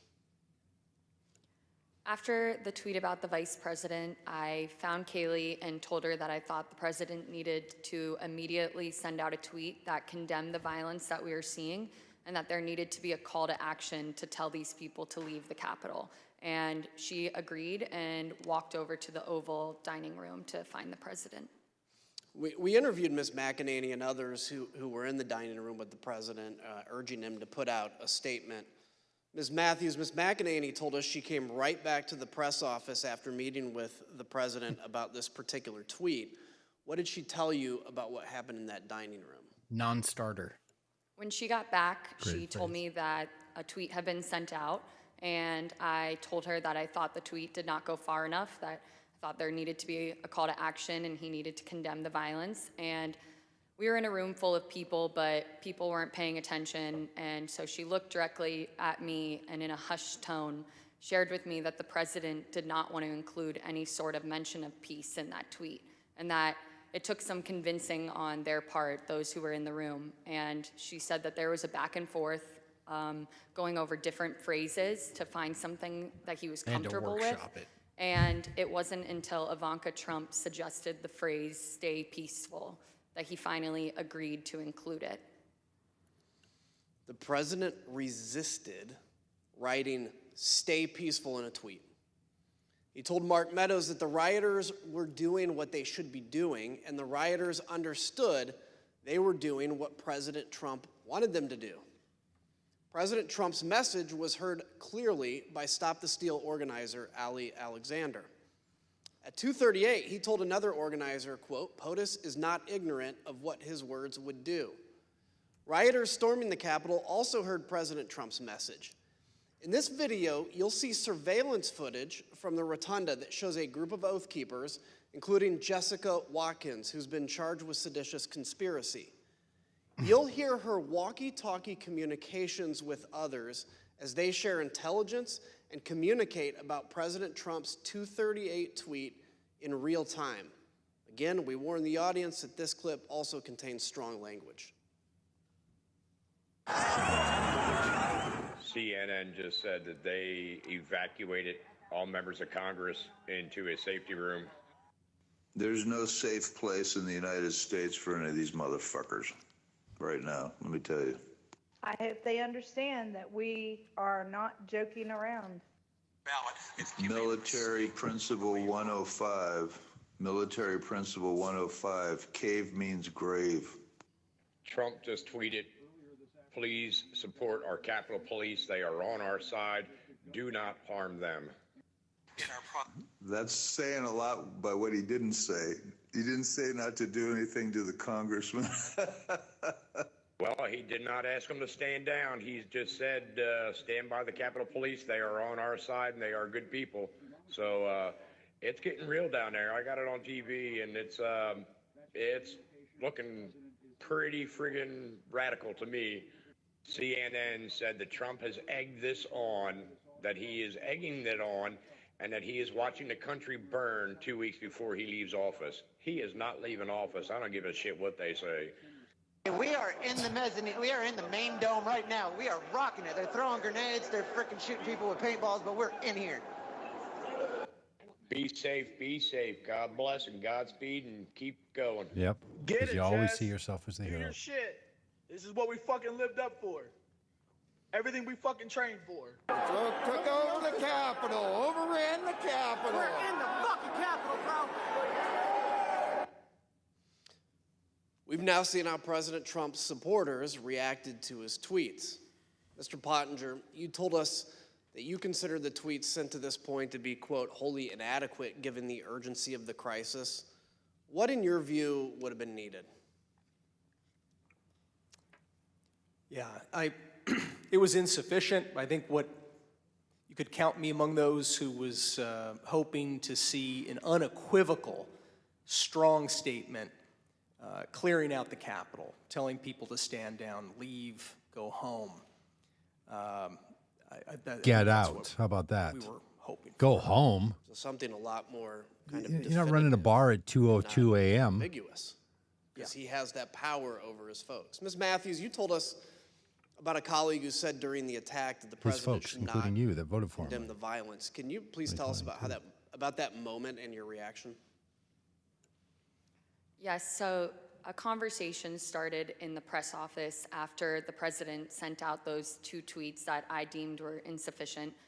And a colleague suggested that the president shouldn't condemn the violence because they thought it would be, quote, handing a win to the media if he were to condemn his supporters. A colleague who? And I disagreed. Who? I thought Who that said we it? should Names. condemn the violence and condemn it unequivocally. And I thought that he needed to include a call to action and to tell these people to go home. And a debate ensued over it. And I became visibly frustrated, and my colleagues were well aware of that. And I couldn't believe that we were arguing over this in the middle of the West Wing, talking about the politics of a tweet, being concerned with handing the media a win when we had just watched all of that violence unfold at the Capitol. And so I motioned up at the TV, and I said, do you think it looks like we're effing winning? Because I don't think it does. And I again reiterated that I thought that the president needed to condemn the violence because it didn't matter if it was coming from the left or the right, that you should condemn violence 100% of the time. We've heard this evening how everyone in the president's orbit was pushing him to do more, to tell the mob to leave the Capitol. One of those people was Republican leader Kevin McCarthy. He managed to get the president on the phone and told him to call off his supporters. As you will hear, the president refused, and so Leader McCarthy reached out for help to Ivanka Trump, who was at the White House, and Jared Kushner, who that afternoon had just arrived back on a flight from the Middle East. So at some point in the afternoon, Mr. McCarthy placed a phone call to Mr. Scavino's desk line, and it was transferred to the president. Is that correct? That's generally what I recall. Okay. Were you involved in transferring that call? Yes. Okay. Where was the president at the time that he took that call? He was in the dining room. In the dining room. Would you personally Dining reach room out to Don. the president for more support? I've already talked to the president. I called them. I think we need to make a statement, make sure that we can calm individuals down. Did Mr. McCarthy indicate that he had been in touch with President Trump? He indicated that he had had some conversation. I don't recall whether it was with the president or with somebody at the White House, but I think he'd expressed frustration that not taking the circumstances seriously as they should in that moment. You know, I asked Kevin McCarthy, who's the Republican leader, about this, and he said he called Donald Trump. He finally got through to Donald Trump, and he said, "You have got to get on TV. You've got to get on Twitter. You've got to call these people off." You know what the president said to him? This is as it's happening. He said, "Well, Kevin, these aren't my people. You know, these are Antifa." And Kevin responded and said, "No, they're your people. They literally just came through my office windows, and my staff are running for cover. I mean, they're running for their lives. You need to call them off." And the president's response to Kevin, to me, was chilling. He said, "Well, Kevin, I guess they're just more upset about the election, theft than you are." And that's, you've seen widespread reports of Kevin McCarthy and the president having basically a swearing conversation. That's when the swearing commenced, because the president was basically saying, I'm okay with this. Yeah, Leader McCarthy, the President of the United States has a briefing room steps from the Oval Office. Totally. The cameras are hot 24/7, as you know. Why hasn't he walked down and said that now? I conveyed to the president what I think is best to do, and I'm hopeful the president will do it. And have you spoken with his chief of staff? I've spoken to the president. I've spoken to other people in there and to the White House as well. Who else reached out to Ms. Trump that you know of that afternoon about the attack on the Capitol? I believe at one point McCarthy did. Heard my phone ringing, turned the shower off, saw it was Leader McCarthy, who I had a good relationship with. He told me he was getting really ugly over at the Capitol and said, "Please, taking a anything shower? you could do to help, I would appreciate Well, it." he'd just flown back I from don't the recall Middle East, specific like asks, overnight. just anything you could do. Again, I got the sense that they were scared. That's for They real. meaning Leader McCarthy and people on the Hill because of the violence? That he was scared. Yes. Think about that. Leader McCarthy, who was one of the president's strongest supporters, was scared and begging for help. President Trump turned him down. So he tried to call the president's children. Republican House member Mike Gallagher Shouldn't also run a implored the country where you have to president call the off the attack. children of a president. If he had just called Mr. Tiffany. President, you have got to stop this. You are the only person who can call this off. Call it off. The election is over. Call it off. President-elect Joe Biden also went live on TV to demand that President Trump tell the mob. He figured out how to get on TV. I call on President Trump to go on national television now to fulfill his oath and defend the Constitution and demand an end to this siege. There was a desperate scramble for everyone to get President Trump to do anything. All this occurred, and the president still did not act. Didn't do a I thing. yield to my friend from Virginia. Thank you, Mr. Kinzinger. President Trump finally relented to the pleas from his staff, his family, and from Capitol Hill for him to do something more at 4:17. 187 minutes, more than 3 hours after he stopped speaking at the ellipse. After he stopped speaking to a mob that he had sent armed to the Capitol. That's when he tweeted a video telling the rioters to go home, while also telling them that they were special and that he loved them. By that time, although, the violence was far from over. Law enforcement had started to turn the tide. Reinforcements were on the way, and elected officials were in secure locations. The writing was already on the wall. The rioters would not succeed. Here's what was showing on Fox News, the channel the president was watching all afternoon. Back to Brett Baer with more information now. Brett, what do you have? Yeah, our Pentagon team, Jen Griffin, Lucas Tomlinson, confirming the Defense Department has now mobilized the entire D.C. National Guard, 1,800 troops. Take several hours, as I was mentioning before, to get them up and running. The Army Secretary Ryan McCarthy is setting up a headquarters at the FBI. You just heard from David Spunt that the FBI is also sending troops to the Capitol. I mean, the fact that we can't mobilize. It's no coincidence, then, that President The Trump FBI finally has gave in troops? and went out to the Rose Garden at 4:03. His staff had prepared a script for him to read, but he refused to use it. As you can see on the screen, you can see the script is stamped "President has seen." The script said, quote, "I'm asking you to leave the capital region now and go home in a peaceful way." The president was urged to stick to this script, but he spoke off the cuff. Eric Hirschman and Nick Luna went with the president to film the message in the Rose Garden. Again, why are the Let's hear lawyers what they there? had to It's not say their and see job. the never-before-seen raw footage of the president recording this video message. Unbelievable. I'm so sorry. Ultimately, these remarks that we're looking at here in Exhibit 25 were not the remarks that the president delivered in the Rose Garden. The Select Committee to investigate. Ugh, you kidding me right now? What just happened? I'm so sorry.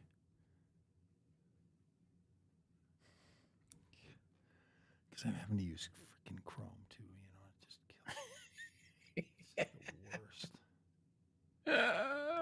worst. This is terrible. I am so. We're missing the footage of the former president. Oh. Yeah, and I don't even see a. Oh, this is terrible. Wow.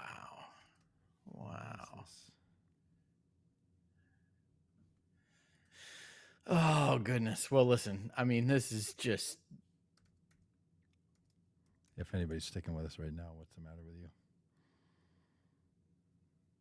I just don't know what I'm even seeing right here on my screen.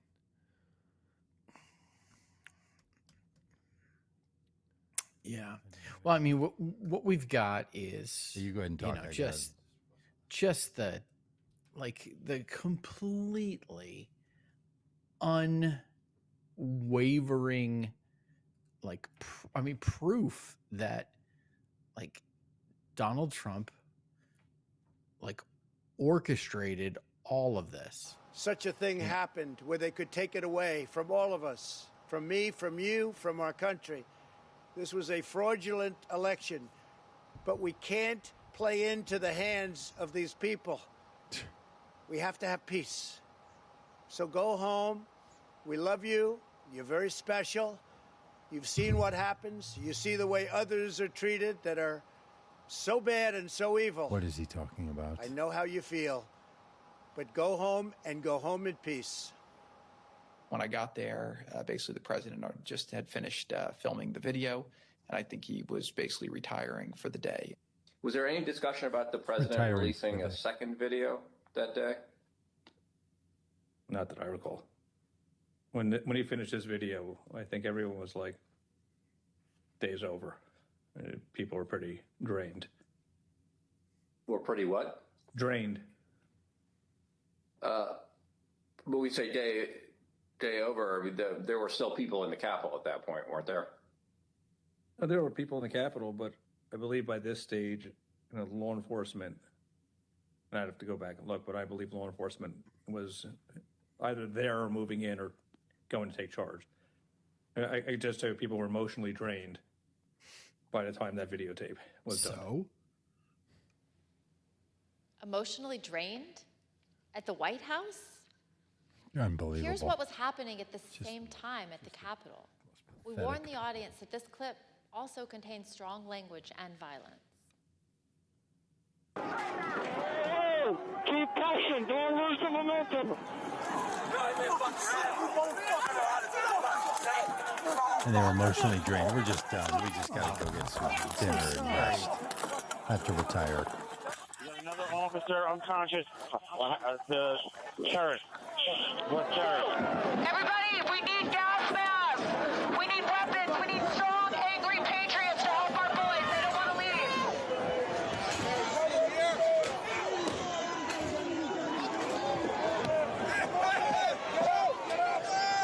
Look at what they had to put up with. Capitol Police.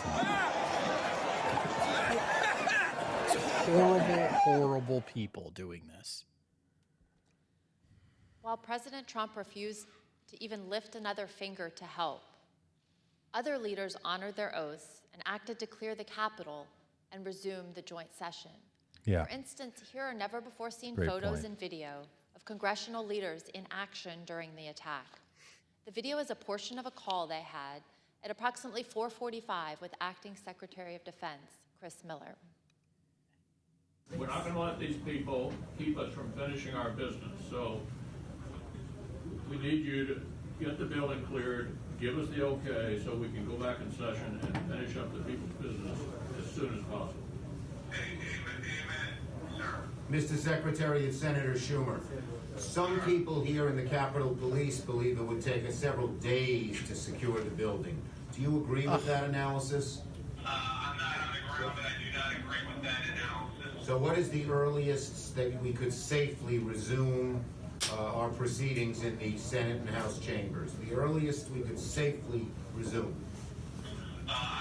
Here's my assessment, but I prefer to be on the ground, which I personally would prefer to be right now, but I need to be here. I would say, best case, we're looking at 4 to 5 hours. Congresswoman The Vice Cori Bush President was also worked the drafting phones articles from his of own impeachment secure while she was evacuation hiding location, from the including conversations with insurrectionists. Acting Secretary of Defense, But they were Miller, drained. and other military She wasn't leaders, fawning. well past President Trump's 417 She was video. fighting. Let's look at She's some a fighter. never-before-seen photographs of the Vice Not a President fawner. during this critical time, and hear about the Vice President's conversation with military leaders to secure the Capitol and ensure everyone was Okay, now safe. here's the contrast of Pence, what Mike Pence. Vice President Pence, there were 2 or 3 calls with Vice President Pence. He was very animated, and he issued very explicit, Does he have very the authority? direct, unambiguous Does he have the orders. authority to give There orders? was no question about that. I don't think he does. No, he doesn't. And I can get you the exact quotes, I guess, from some of our records somewhere, but he was very animated, very direct, very firm, and to Secretary Miller. Get the military down here, get the Guard down here, put down this situation, etc.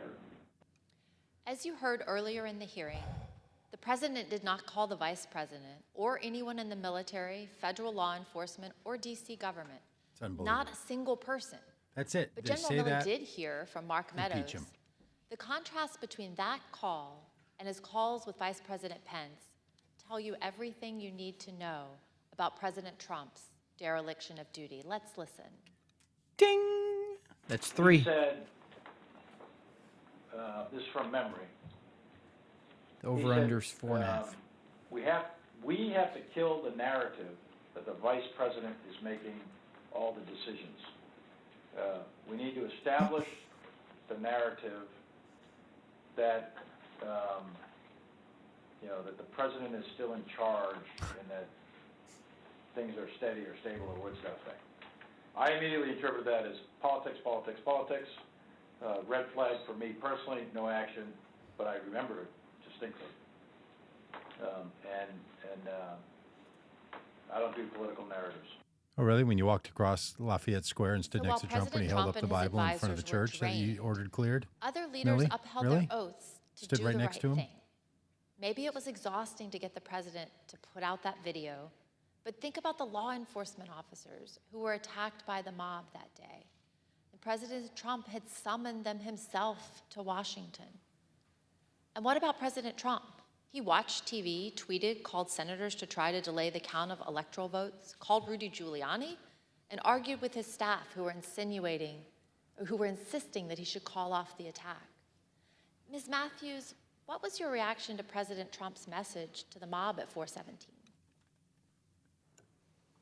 I was struck by the fact that he chose to begin the video by pushing the lie that there was a stolen election. And as the video went on, I felt a small sense of relief because he finally told these people to go home.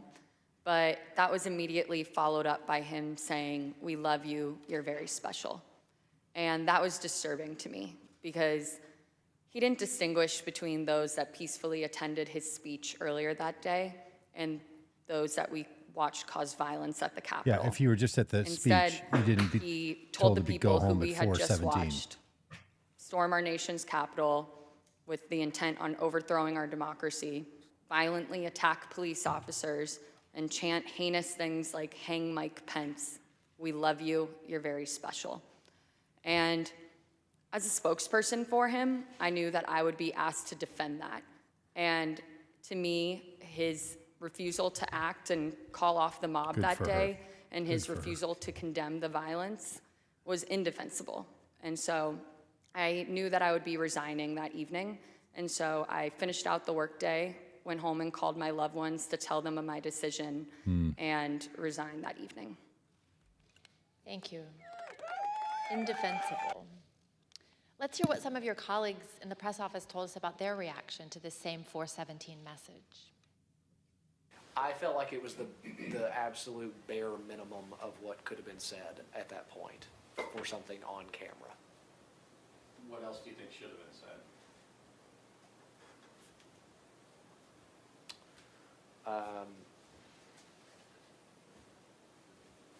So a more forceful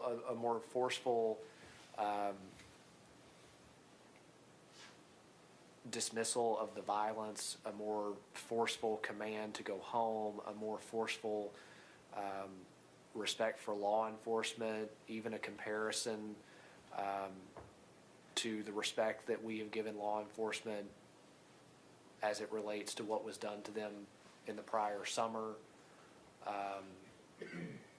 And I thought it was important that an acknowledgement be given to the U.S. Capitol building itself, what it's a symbol of, what it means, not only to the people that work there, but to the American people generally, and the work of Congress that by law needed to be conducted that day. Do you wish, in hindsight, that the president had asked the protesters to leave the Capitol earlier than he ended up asking them to do that? Of course, I would love if the go-home message would have happened earlier in the day. The president's words matter. We know that many of the rioters were listening to President Trump. We heard from one last week, Stephen Ayers. Let's listen to what he had to say about the 417 message from the president and see how rioters reacted to the president's message in real time. Well, when we were there, as soon as that come out, everybody started talking about it, and it seemed like it started to disperse, some of the crowd. I'm here delivering the president's message. Donald Trump has asked everybody to go home. There's our QAnon guy. That's our order.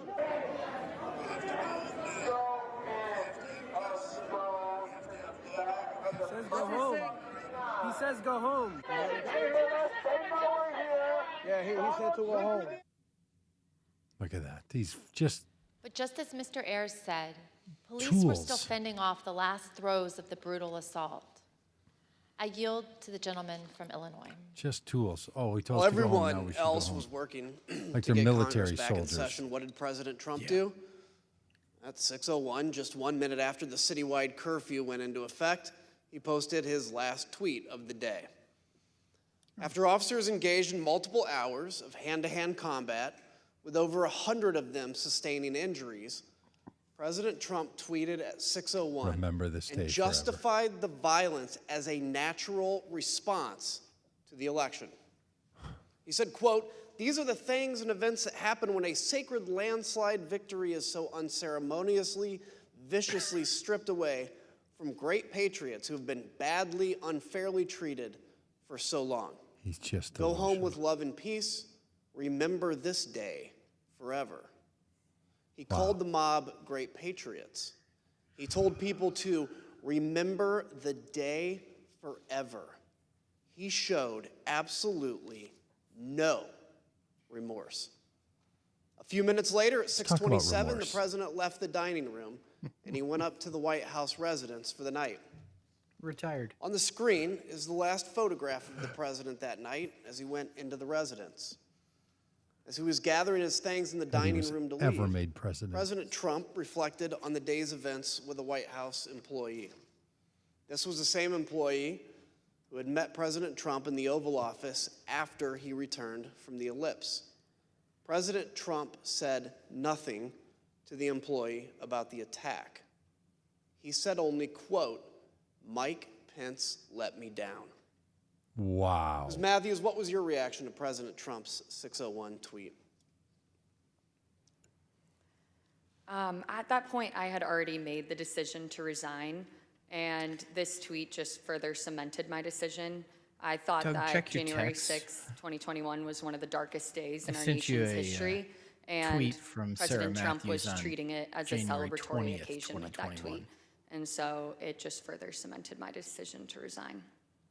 Others agreed with your assessment of that tweet. Let's look at what they had to say. Who asked you about this tweet before it was sent? The president. Tell us about that conversation, everything that you said and he said, to the best of your recollection. Sure. So he said, "What do you think of this?" And I believe I saw the text message or on his phone. And I remember saying to him, the wording on the first sentence, I guess it's one long sentence, but the wording on the first sentence would lead some to believe that potentially he had something to do with the events that happened at the Capitol. What did he say? I don't recall him saying anything in response to that. I believe that was the end of the conversation. Did he change anything in light of your comments? No, sir, he did not. And what about this made you think that someone might perceive the president having a role in the violence at the Capitol? It was my interpretation of the words. I mean, I'm not I don't write speeches or anything, but the phrase, "These are the things that happened," to me sounded as if culpability was associated with it, to me.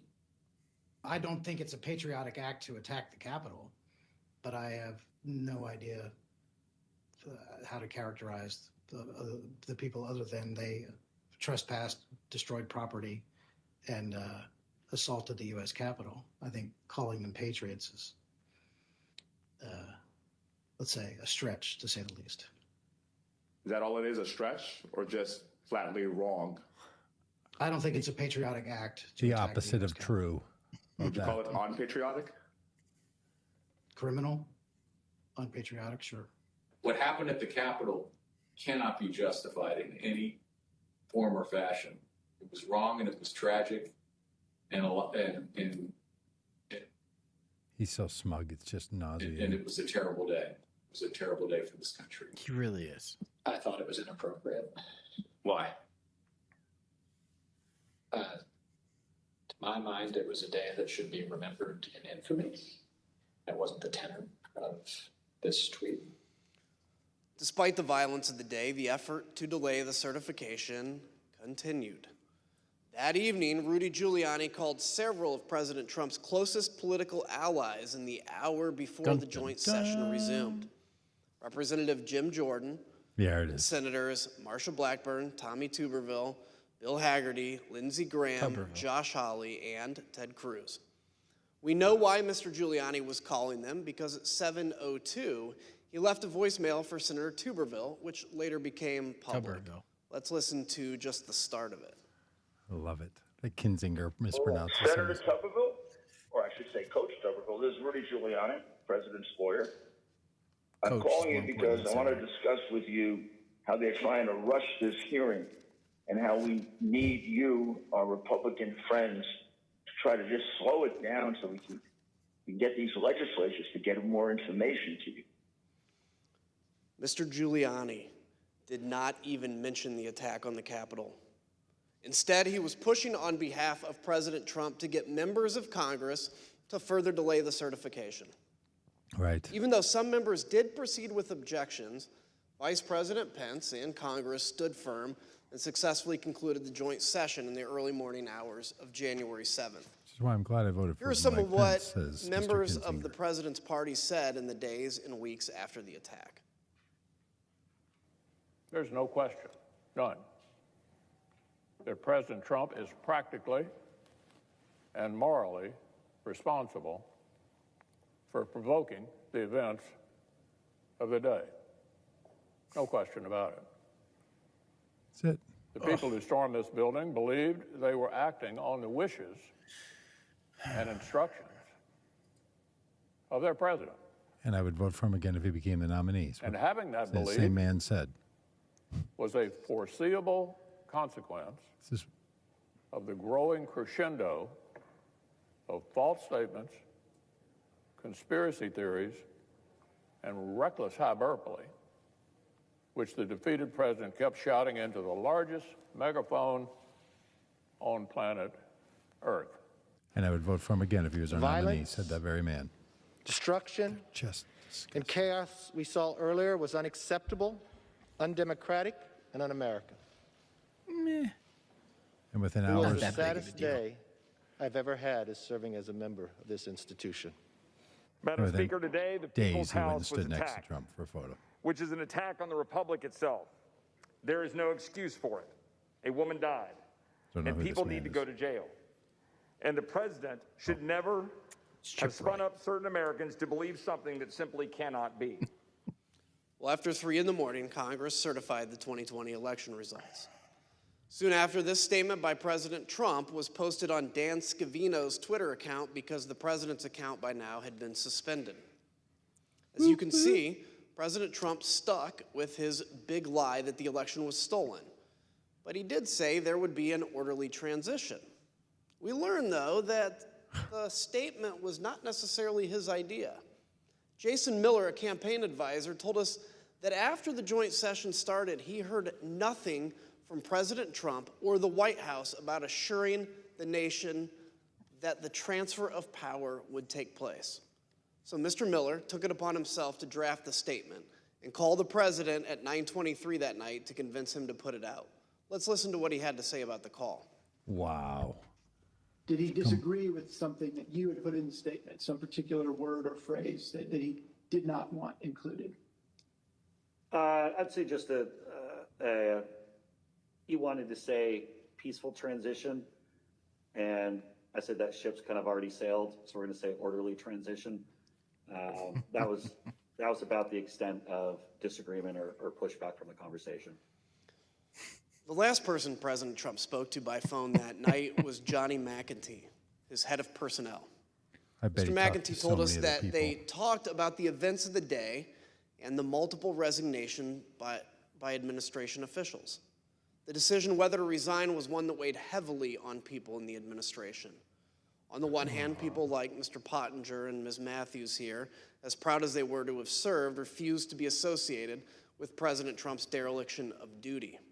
But others were sincerely worried that leaving President Trump to his own devices would put the country at continued risk. Next one Listen to what we next heard one about puts us that over. tension from Pat Cipollone, from General Mark Milley, and Eugene Scalia, who was the Secretary of Labor. And then after that, some people were resigning, obviously, over January 6th. We know who they were. Did I consider it? Yes. Did I do it? No. Concerned about is if Needed a paycheck. people in the counsel's office left, who would replace me? And I had some concerns that it might be somebody who, had been giving bad advice. On the morning of the 7th, the decision I arrived at was that the most constructive thing I could think of was to seek a meeting of the cabinet. I thought that trying to work within the administration to steady the ship was likely to have greater value than simply resigning. Okay, After while which we're point refreshing then, this, Yep. Before we think that Sarah Matthews is like this wonderful patriot who has done these wonderful things, this is a tweet from January 20th, 2021, 2 So that's weeks the after day the he incident leaves on office, January yeah. 6th. Thank you, President Trump and Vice President Pence, for your service to the American people. It was the greatest honor and privilege of my life to serve this great nation. Tweeted with pictures of her in the Oval Office and with the president. How's the president doing? Like Pompeo might say, how's the president doing? And Meadows would say, well, he's in a really dark place. Like here's one, for example, on the 7th of January. So this is day after, right? POTUS is very emotional and in a bad place. Meadows. As you heard, Secretary Scalia wanted President Trump to convene a cabinet meeting. He put his request in a memo to the president, and here's what it said. You can see that Secretary Scalia recommended that the president, quote, no longer publicly question the election results after Wednesday. No one can deny this is harmful. Secretary Scalia also highlighted the importance of the public knowing the president would invoke his cabinet in decision-making and not, quote, certain private individuals. Though Secretary Scalia did not say it, he was referring to Rudy Giuliani and the rest of the so-called clown car working with President Trump to try to overturn the election. Voted for. Secretary Scalia understood that the president needed to do more to reassure the public about the last few weeks of the Trump administration. Mr. Pottinger, when you made the decision to resign, did you walk out of the White House immediately? No, I wanted to first talk to my immediate boss, that was the National Security Advisor, Robert O'Brien. Robert O'Brien was traveling on the 6th. The guy sitting behind I reached him at about 4:30 p.m. has gotten a lot of love on Twitter and told today him as that I was a very submitting my handsome man. resignation. He accepted the resignation. Well, that pink tie is really attractive But to he people. also asked The other one. whether I could stay Oh. until he could get back to the White House. And I agreed to that. We both wanted to make sure that I was leaving in a responsible way. We still have foreign adversaries to worry about, you know, hackers, terrorists, nation states. Yeah, you're going to stop them, buddy. Yeah. I did not You're want an to leave advisor. You're not my out there chair stopping. empty, given that I was the You top are the national security staffer in the White House. You're the chairman of the So deputies. I ended up staying The at my desk deputies. through the night. When Robert O'Brien arrived back at the White House the next morning, the morning of the 7th, He stayed literally I overnight. debriefed with him and Impressive. left the last time. So you and I both Wow. share a passion for national security of our country. That's why you Can voted for Trump, because you share really with me, wanted what's to your You have a keep passion safe. for national how security, Doug? January 6th impacted our national security? I mean, Well, when you have a presidential transition, These guys even are under like the best having a Tinder match circumstances, right now. It's a time of vulnerability. It's a time of vulnerability. For you know, and when you have a contested election, Which we didn't I have. was certainly concerned that some of our adversaries would be tempted to probe or test U.S. resolve. As an example, in late December, the Iranian government attacked the U.S. Embassy in Baghdad. They did that using some of their terrorist proxies.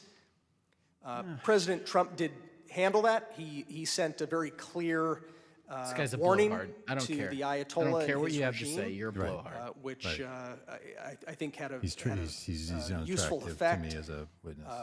I think that we would have handled other threats of that nature, and luckily no other threats materialized before the inauguration on the 20th. But our national security was harmed in a different way by the 6th of January, and that is that it... now I do want to hear him now.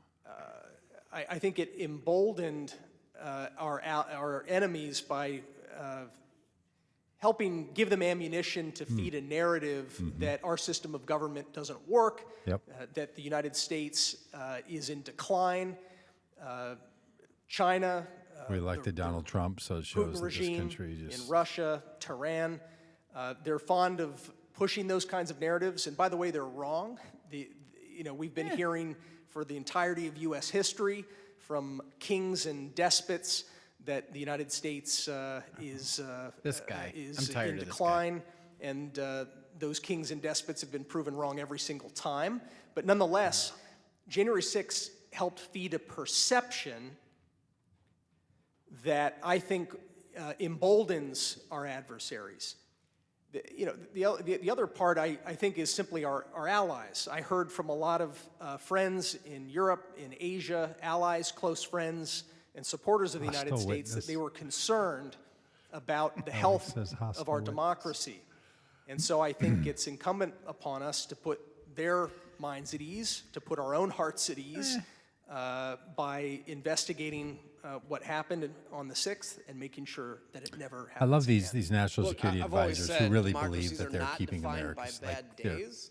They're defined by how they recover from those bad days. And that's what we're doing here, is to bring accountability to that so we can actually come back even stronger than when we went into January 6th. Ms. Matthews, as you left the White House for the last time that night, January 6th, what did you think Americans needed to hear from President Trump? Thank you, Adam Kinzinger, for voting for me. I think that the American people needed to hear and see him publicly commit to a peaceful or at least orderly transition of power. In the aftermath of the Capitol attack, it wasn't just enough for us to ask him to condemn the violence. He needed to agree that he would peacefully transfer power over to the incoming administration, because that's one of our fundamentals and what it means to live in a democracy. And so that evening when I resigned, the resignation statement that I drafted, I referenced this and I said our nation needs a peaceful transfer of power, in hopes that it would put some sort of public pressure on the White House and President Trump to publicly agree to an orderly transition. Thank you. Thank you, President Trump, for your service to the American people. Thank you, Mr. Kinzinger. Tweeted by Sarah Matthews The on staff who January remained 20th. at the White House on the morning of January 7th knew the president needed to address the nation again, and they had a speech prepared for him that morning, but he refused for hours to give it. As you heard Cassidy Hutchins testify previously, President Trump finally agreed to record an address to the nation later that evening, the evening of January 7th, because of concerns he might be removed from power under the 25th Amendment or by impeachment. We know these threats were real. Sean Hannity said so himself in a text message that day to Press Secretary Kayleigh McEnany. He wrote, "No more stolen election talk. Yes, impeachment and 25th Amendment are real." We obtained the never-before-seen raw footage of the president recording I'd his heard. address to the nation that day on January 7th. Man, come on, more than Internet, 24 don't hours after fail the me last now. time he had addressed the nation from the Rose Garden. Let's take a look. Whenever you're ready, sir.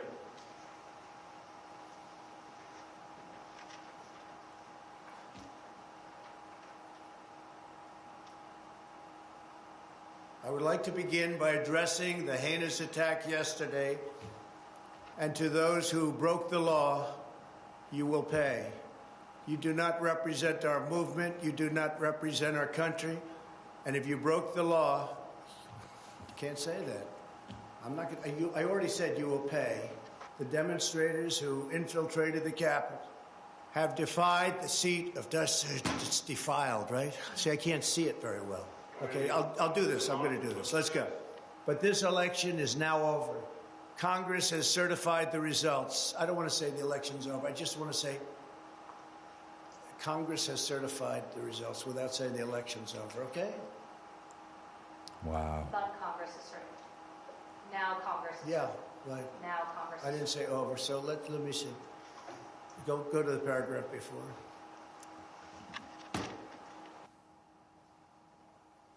Okay? I would like to begin by addressing the heinous attack yesterday. Yesterday is a hard word for me. Good. Take the word yesterday, because it doesn't work with the heinous attack on our country. Say on our country. Want to say that? No. My only goal was to ensure the integrity of the vote. My only goal was to ensure the integrity of the vote. Well, he's having a hard time reading it. They're trying to On imply he January didn't 7th, believe it. It's different. one day after he incited an insurrection based on a lie, President Trump still could not say that the election was over. Mr. Pottinger, you've taken the oath multiple times in the Marines and as an official in the executive branch. Can you please share with us your view about the oath of office and how that translates into accepting election results and a transfer of power? Sure.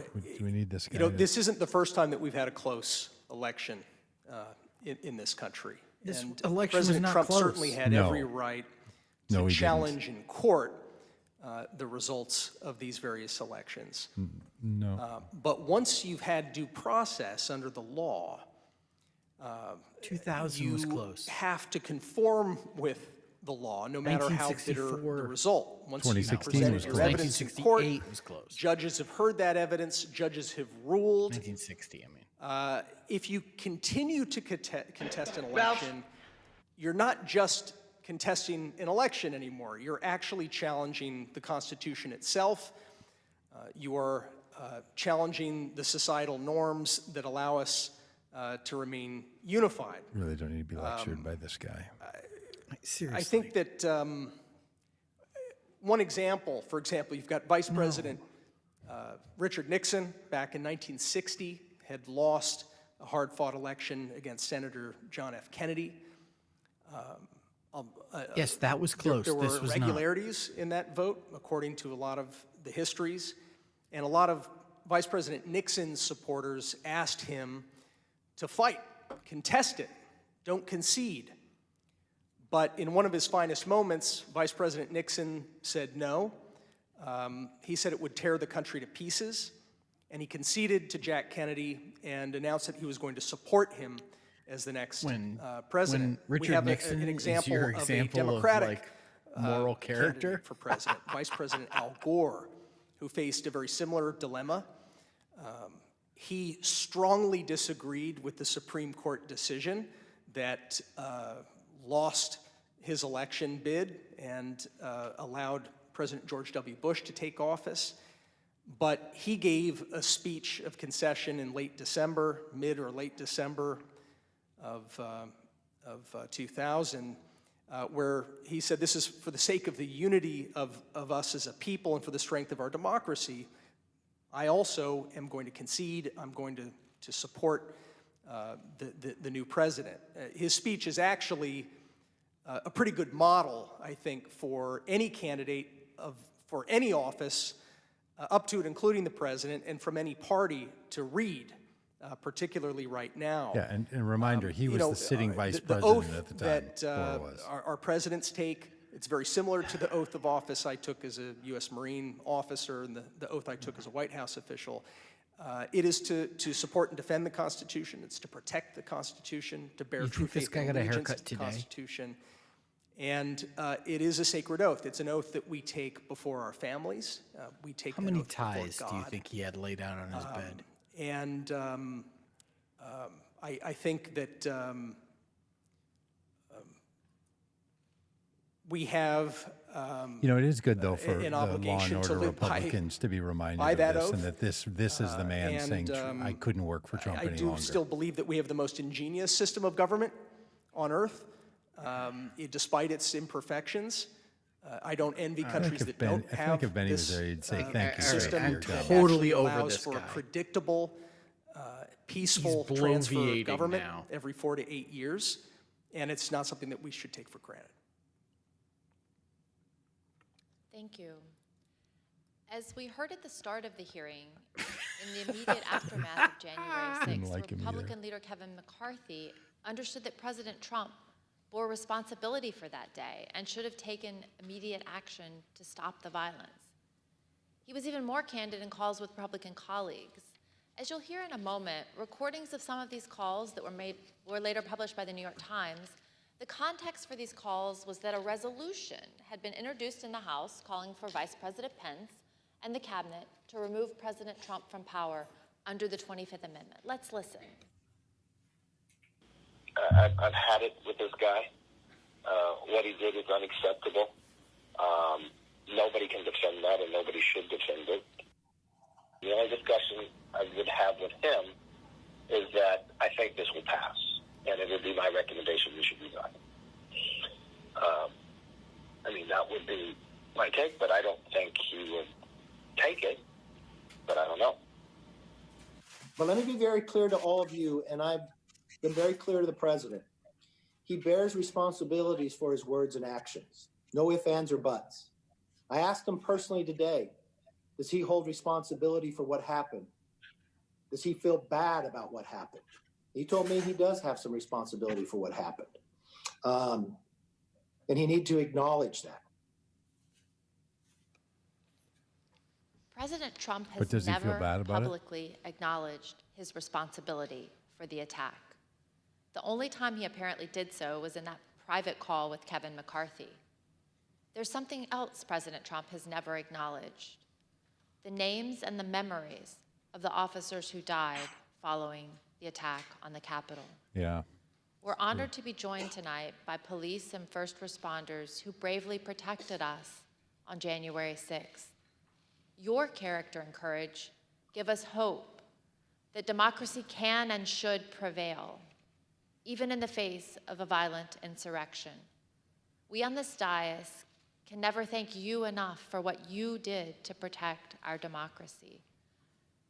On January 9th, two of President Trump's top campaign officials texted each other about the president's glaring silence on the tragic death of Capitol Police Officer Brian Sicknick, who succumbed to his injuries the night of January 7th. These campaign officials were Tim Murtaugh, Trump's director of communications, and one of his deputies, Matthew Walking. Their job was to convince people to vote for President Trump. So they knew Like his Adam heart, Kinzinger his and- mind, and his voice as well as anyone. And they knew how he connects with his supporters. Like Adam Kinzinger. Here's what they had to say about their boss. Murtaugh said, "Also shitty not to have acknowledged the death of the Capitol police officer." Walking responded, "That's enraging to me. Everything he said about supporting law enforcement was a lie." Well, that's To which Murtaugh replied, "You know what this is? Of course, if he acknowledged the dead cop, he'd be implicitly faulting the mob. And he won't do that because they're his people. And he would also be close to acknowledging that what he lit at the rally got out of control. No way he acknowledges something that could ultimately be called his fault. No way." Wow. President Trump did These are his not then campaign and does people. not now have the character or courage to say to the American people what his own people know to be true. He is responsible for the attack on the Capitol on January 6th. Thank you, and I yield to the gentleman from Illinois. Guy's taking Thank a you, picture. Ms. Loria. The hands. Tonight's testimony and evidence is as sobering as it is straightforward. Within minutes of stepping off the ellipse stage, Donald Trump knew about the violent attack on the Capitol. From the comfort of his dining room, he watched on TV as Say the it with attack me. escalated. Dining room down. He sent tweets that inflamed and expressed support. Brandon, the get on desire that. of some Dining room to down. What do literally we got? kill Twitter account? Vice President Mike Pence. For 3 hours, he refused to call off the attack. Donald Trump refused to take the urgent advice he received that day.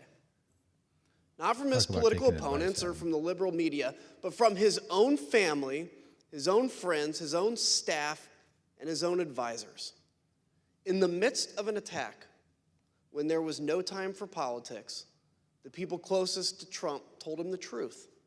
It was his supporters attacking the Capitol, and he alone. And look, if it wasn't his supporters and Antifa was pled for attacking him the to Capitol act, and he didn't place do his anything about it, country that's also a dereliction of himself. duty. Doesn't matter who Still, it he is. refused to lead and to meet the moment to honor Yes. his But oath. if his argument one that these more aren't, to get the It was over. only once the these aren't my vice people. president and the members of Congress were in secure One locations, more to get the over. and Did he the say officers dereliction of duty? defending the Capitol began No, to turn you the did. tide, that then President Trump engaged in the political theater of telling the mob to go home. Literally Oh, the couldn't one hear guy what he And left. even said then, 'cause I was yelling. he told Yeah, them I all saw they it. were special and that he loved them. Whatever your politics, Like voting for Trump. whatever you think about the outcome of the election, Like your candidate. we as Americans must all agree on this. Say it, Adam. Donald Trump's conduct on January 6th was a supreme violation of his oath of office and a complete dereliction of his duty to our nation. It is a stain on our history. We're in the money, It is a dishonor to all those who have sacrificed and died in service of our democracy. When we present our full findings, we will recommend changes to laws and policies to guard against another January 6th. Huh. The reason that's imperative is that the forces Donald Trump ignited that day have not gone away. Nope. The militant, intolerant ideologies, the militias, forced me the to not run alienation for and the re-election. disaffection, the weird fantasies and disinformation. They're all still out there, ready to go. That's the elephant in the room. But if And that you January voted for 6th has Trump in reminded us 2022. of anything, Just can't I get out of pray over that. it has reminded us of this. Laws are just words on paper. They mean nothing without public servants dedicated to the rule of law and who are held accountable by a public that believes oaths matter more than party tribalism or the cheap Don't thrill give me of that. scoring political points. We, the people, must Vanessa hates it demand when I use more the of our phrase score politicians and political points. ourselves. Oaths matter. Character matters. Truth matters. True If social. we do not renew our faith, Hey, listen, I'm super excited that we got our experiment of fifth ours, Got it. Hey, I dereliction. figured out a shining shortcut. beacon Got on it. a hill will not Figured it out. endure. I yield to the gentlewoman. See how from fast I did Virginia. that? Lickety split. Thank you, Mr. Kensinger. Trump Throughout our supporter in hearings, 2020. Glad we it took you provided many facts to the and ninth painted a hearing vivid to picture figure of the events 932 of the ninth January hearing. 6th. I got it.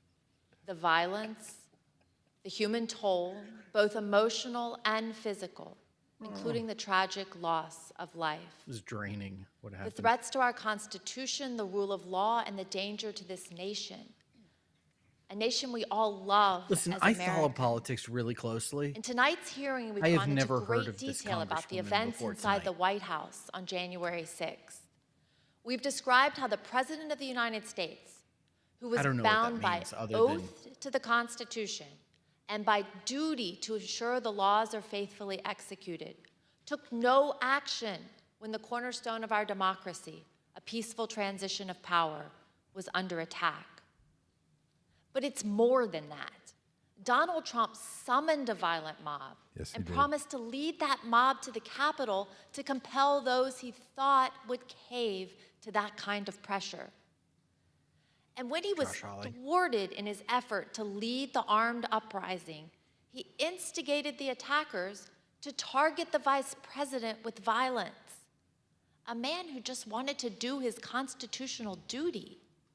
So in the end, this is not, as it may appear, a story of inaction in a time of crisis. But instead, it was the final action of Donald Trump's own plan That's to great. assert the will of the American people and remain in power. That's great. Not until it was clear that his effort to violently disrupt or delay the counting of the election results had failed did he send a message to his supporters in which he commiserated with their pain, and he told them affectionately to go home. That was not the message of condemnation and just punishment for those who broke the law that we expect from a president whose oath and duty is to ensure the laws are faithfully executed. But instead, it was his newest version of stand back and stand by. To me, this is personal. I first swore an oath to support and defend the Constitution against enemies foreign and domestic. This is why she's here. When I entered the U.S. Naval Academy at age 17. I spent 2 decades on ships at sea, defending our nation from known and identifiable foreign enemies who sought to do us harm. I never imagined that that enemy would come from within. I was not as prescient as Abraham Lincoln, who 23 years before the Civil War said, "If destruction be our lot, we must ourselves be its author and its finisher." Donald Trump was the author, and we the people, for ourselves and our posterity, should not let Donald Trump be the finisher. Great line. Thank you, and I yield to the Vice Thank Chair. you. Thank you very much, Mrs. Luria. I want to thank our witnesses for joining us today. Luria, wow. The members of the Select Committee may have additional questions for today's witnesses, and we ask that you respond expeditiously in writing to those questions. 10 days. Without objection, members will How be long do you permitted have? 10 business days Fair to enough. submit statements for the record, including opening We remarks just knew and us. They've additional done this in questions all from our 9 witnesses. of the I'd now like to sessions. turn things to Chairman Thompson for a few closing words. Yeah, and then Liz is going to drop a bomb. The members of the committee, and I appreciate Cliffhanger. and thank all persons who've come forward voluntarily to provide information to help protect our democracy. This is Hope Benny yesterday asking And for our more work people to come continues. forward. As we've made clear throughout these hearings, our investigation is going forward. We continue to receive new information every day. We're not done yet. We are means we're gonna pursuing get a many season additional 2. witnesses for testimony. We will reconvene in September to continue laying out our findings to the American people and pushing for accountability. In the first hearing of this series, I asked the American people to consider the facts and judge for themselves. In this series, he The called facts are clear and unambiguous. it. He called it that. I thank the American people for their attention over the past several weeks. Thank you, Benny. I wish you all a pleasant evening. No, It's hard to thank have you a Let for voice your me of again leadership. thank Done a our great job. witnesses today. We've seen bravery and honor in these hearings, and Ms. Matthews and Mr. Pottinger, both of you will be remembered for that, as will Cassidy Hutchinson. She sat here alone, took the oath, and testified before millions of Americans. She knew all along that she would be attacked by President Trump and by the 50, 60, and 70-year-old men who hide themselves behind executive privilege. Wow. But like our witnesses today, she has courage, and she did it anyway. Unbelievable. Cassidy, Sarah, and our other witnesses, including Officer Caroline Edwards, Shay Moss, and her mother, Ruby He's Freeman, naming women. are an inspiration You to hear that? American women and to American girls. Yes. We owe a debt to all of those who have and will appear here.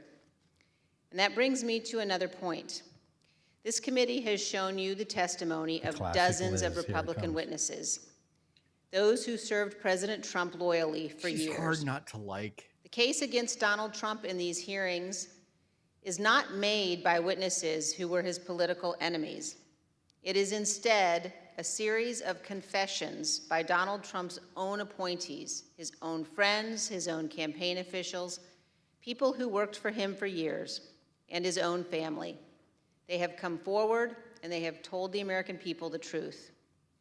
And for those of you who seem to think the evidence would be different if Republican leader McCarthy had not withdrawn his nominees from this committee, let me ask you this. Do you really think Bill Barr is such a delicate flower that he would wilt under cross-examination? Pat Cipollone, Eric Hirschman, Jeff Rosen, Richard Donahue, of course they aren't. None of our witnesses are. At one point in 2016, when he was first running for office, Donald Trump said this: "I could stand in the middle of Fifth Avenue and shoot somebody, and I wouldn't lose any voters." Even her. She voted for him That quote twice after came he to said that. mind last week when audio from Trump advisor Steve Bannon surfaced from October 31st, 2020, just a few days before the presidential election. Let's listen. And what Trump's going to do is just declare victory, right? He's going to declare victory. But that doesn't mean he's the winner. He's just going to say he's the winner. The Democrats, more of our people vote early that count theirs voted mail. And so they're going to have a natural disadvantage, and Trump's going to take advantage of it. That's our strategy. He's going to declare himself a winner. So when you wake up Wednesday morning, it's going to be a firestorm. Also, if Trump is losing by 10 or 11 o'clock at night, it's going to be even crazier. Because he's going to sit right there and say they stole it. If Biden's winning, Trump is going to do some crazy shit. And of course, 4 days later, President Trump declared victory when his own campaign advisors told him he had absolutely no basis to do so. What the new Steve Bannon audio demonstrates is that Donald Trump's plan to falsely claim victory in 2020, no matter what the facts actually were, was premeditated. Perhaps worse, Donald Trump believed he could convince his voters to buy it, whether he had any actual evidence of fraud or not. And this same thing continued to occur from Election Day onward until January 6th. Donald Trump was confident that he could convince his supporters the election was stolen, no matter how many lawsuits he lost, and he lost scores of them. He was told over and over again in immense detail that the election was not stolen. There was no evidence of widespread fraud. It didn't matter. Donald Trump was confident he could persuade his supporters to believe whatever he said, no matter how outlandish. She was his supporter. And Did she feel ultimately, that same that they could be summoned to Washington so curious. to help him remain president for another term. One of his supporters. As we showed you last week, even President Trump's legal team, led by Rudy Giuliani, knew they had no actual evidence to demonstrate the election was stolen. Again, it didn't matter. Here's the worst part. Donald Trump knows that millions of Americans who supported him would stand up and defend our nation were it threatened. They would put their lives and their freedom at stake to protect her. And he is preying on their patriotism. He is preying on their sense of justice. And on January 6th, Donald Trump turned their love of country into a weapon against our Capitol and our Constitution. Wow. He has purposely created the false impression that America is threatened by a foreign force controlling voting machines, or that a wave of tens of millions of false ballots were secretly injected into our election system, or that ballot workers have secret thumb drives and are stealing elections with them. All complete nonsense. We must remember that we cannot abandon the truth and remain a free nation. In late November of 2020, while President Trump was still pursuing lawsuits, many of us were urging him to put any genuine evidence of fraud forward in the courts and to accept the outcome of those cases. As January 6th approached, I circulated a memo to my Republican colleagues explaining why our congressional proceedings to count electoral votes could not be used to change the outcome of the election. But what I did not know at the time was that President Trump's own advisors, also Republicans, also conservatives, including his White House counsel, his Justice Department, his campaign officials, they were all telling him almost exactly the same thing I was telling my colleagues. There was no evidence of fraud or irregularities sufficient to change the election outcome. Our courts had ruled. It was over. Now we know that it didn't matter what any of us said because Donald Trump wasn't looking for the right answer legally or the right answer factually. He was looking for a way to remain in office. Let's put that aside for a moment and focus just on what we saw today. In our hearing tonight, you saw an American president faced with a stark and unmistakable choice between right and wrong. There was no ambiguity, no nuance. Donald Trump made a purposeful choice to violate his oath of office, to ignore the ongoing violence against law enforcement, to threaten our constitutional order. There is no way to excuse that behavior. It was indefensible. And every American must consider this. Can a president who is willing to make the choices Donald Trump made during the violence of January 6th ever be trusted with any position of authority in our great nation again. In this room, in 1918, the Committee on Women's Suffrage convened to discuss and debate whether women should be granted the right to vote. Wow. This room is full of history, and we on this committee know we have a solemn obligation not to idly squander what so many Americans have fought and died for. That's great. Ronald Reagan's great ally, Margaret Thatcher, said this: "Let it never be said that the dedication of those who love freedom is less than the determination of those who would destroy it." Let me assure every one of you this: our committee understands the gravity of this moment, the consequences for our nation. We have much work yet to do, and we will see you all in September. I request those in the hearing room remain seated until the Capitol Police have escorted witnesses and members from the room. Season 2, baby! Without There's the objection, the cliffhanger. committee stands adjourned. We're gonna get it. There's the cliffhanger. We will see you in September. What does she mean by that? Yes. I know I keep banging on Adam and Liz because they voted for Trump. I just need them to say, like, some people take that as a compliment, right? Like, hey, look, I voted for him and then I've turned on him. I just want a moment from either of these people to say, you know what I've now realized is that the person I voted for, he was capable of this. I should have known it. I should have seen it. It was an enormous mistake. Yes. Like they want all these other people to admit their mistakes and they're wrong. And it just irks me to no end that they feel no compulsion to own that. They write it off as I had to do what the party. So all these other people who stick with Trump, they've just moved the same rationale from November 3rd to January 6th.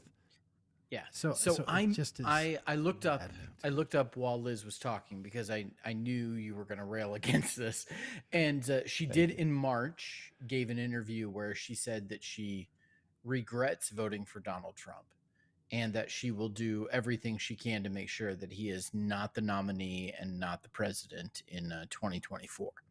So, I think I saw that interview. It was the one with John Carl, right? Yeah. Okay. Well. I mean, didn't suffice my need. Listen, can we get back to yesterday? Hang on a minute. All my troubles seem so far away. Yeah, I don't know why you're singing that song. It's such a hard word to say. I couldn't say yesterday. You know what? I started looking up. I'm going to try to play it. I was really. This is Happy Days when Fonzie can't say I was wrong. It's kind of stuck in my throat there, stuck in my throat. Ralph, look. I was really. Do you remember that episode? I looked it up on YouTube when Fonzie couldn't say I was wrong. That's Trump both not being able to say I was wrong, and yesterday is a hard word for me. And you know what's just incredible? It's just all the people around like, okay, let's just strike the word yesterday. It's hard to come out of his mouth. Like he's got a, and you know, Trump, I mean, just, I know this isn't all this. I just need to process this part. He must truly have some like articulation things. And that's why he speaks in such convoluted circles and around it. Like there must be some triggers. Yeah. That just make it hard for him because there's so many times he says a different word. Like I didn't know he couldn't say yesterday very, very well. So he's probably been all kinds of times where he's spoken around or said something like, you know, the day that comes before today. And people are like, what kind of cryptic message is he? Well, he's just a mess. Man, it's just a mess. Yesterday. So look, I think this was such a hard word to say. Are you writing that right now, or did you find that on the Twitters? Did you make that up right now? I'm making it up right now. I'm just gonna start strumming away on yesterday. Yesterday. Look, I think this one was. I think it really did carry the punch. I'm not sure it needed to be 2 hours and 45 minutes. No, I'm with you on that. I think, I mean, in some ways, I think being so long, but obviously they're going for the repeats. They're going for the replays. You know, MSNBC. By the way, if you don't watch MSNBC, they do a great 2-hour-long recap of all this stuff where they talk about it and pull it apart, and it's really quite like an really inside the NFL kind of show. Like Yeah, it's really like a post game. Yeah. Well, I don't know what that is, of course, because I don't,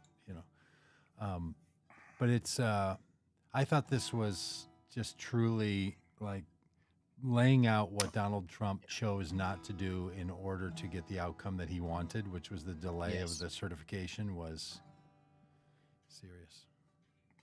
You know, I've never played in front of anybody before, let alone live on the internet. So this is really it's pretty exciting. Listen, so I mean, here's some of the highlights for me from tonight. Okay. I mean, the jaw dropper for me was that, as I said earlier, was that Mike Pence's Secret Service agents feared for their lives and were, sending messages to family members of "I love you" and "goodbye." That is shocking. Brave Josh Hawley ran away. That was the one that was like, there's no need for this. What are they doing? They're just they're just taking a shot at him.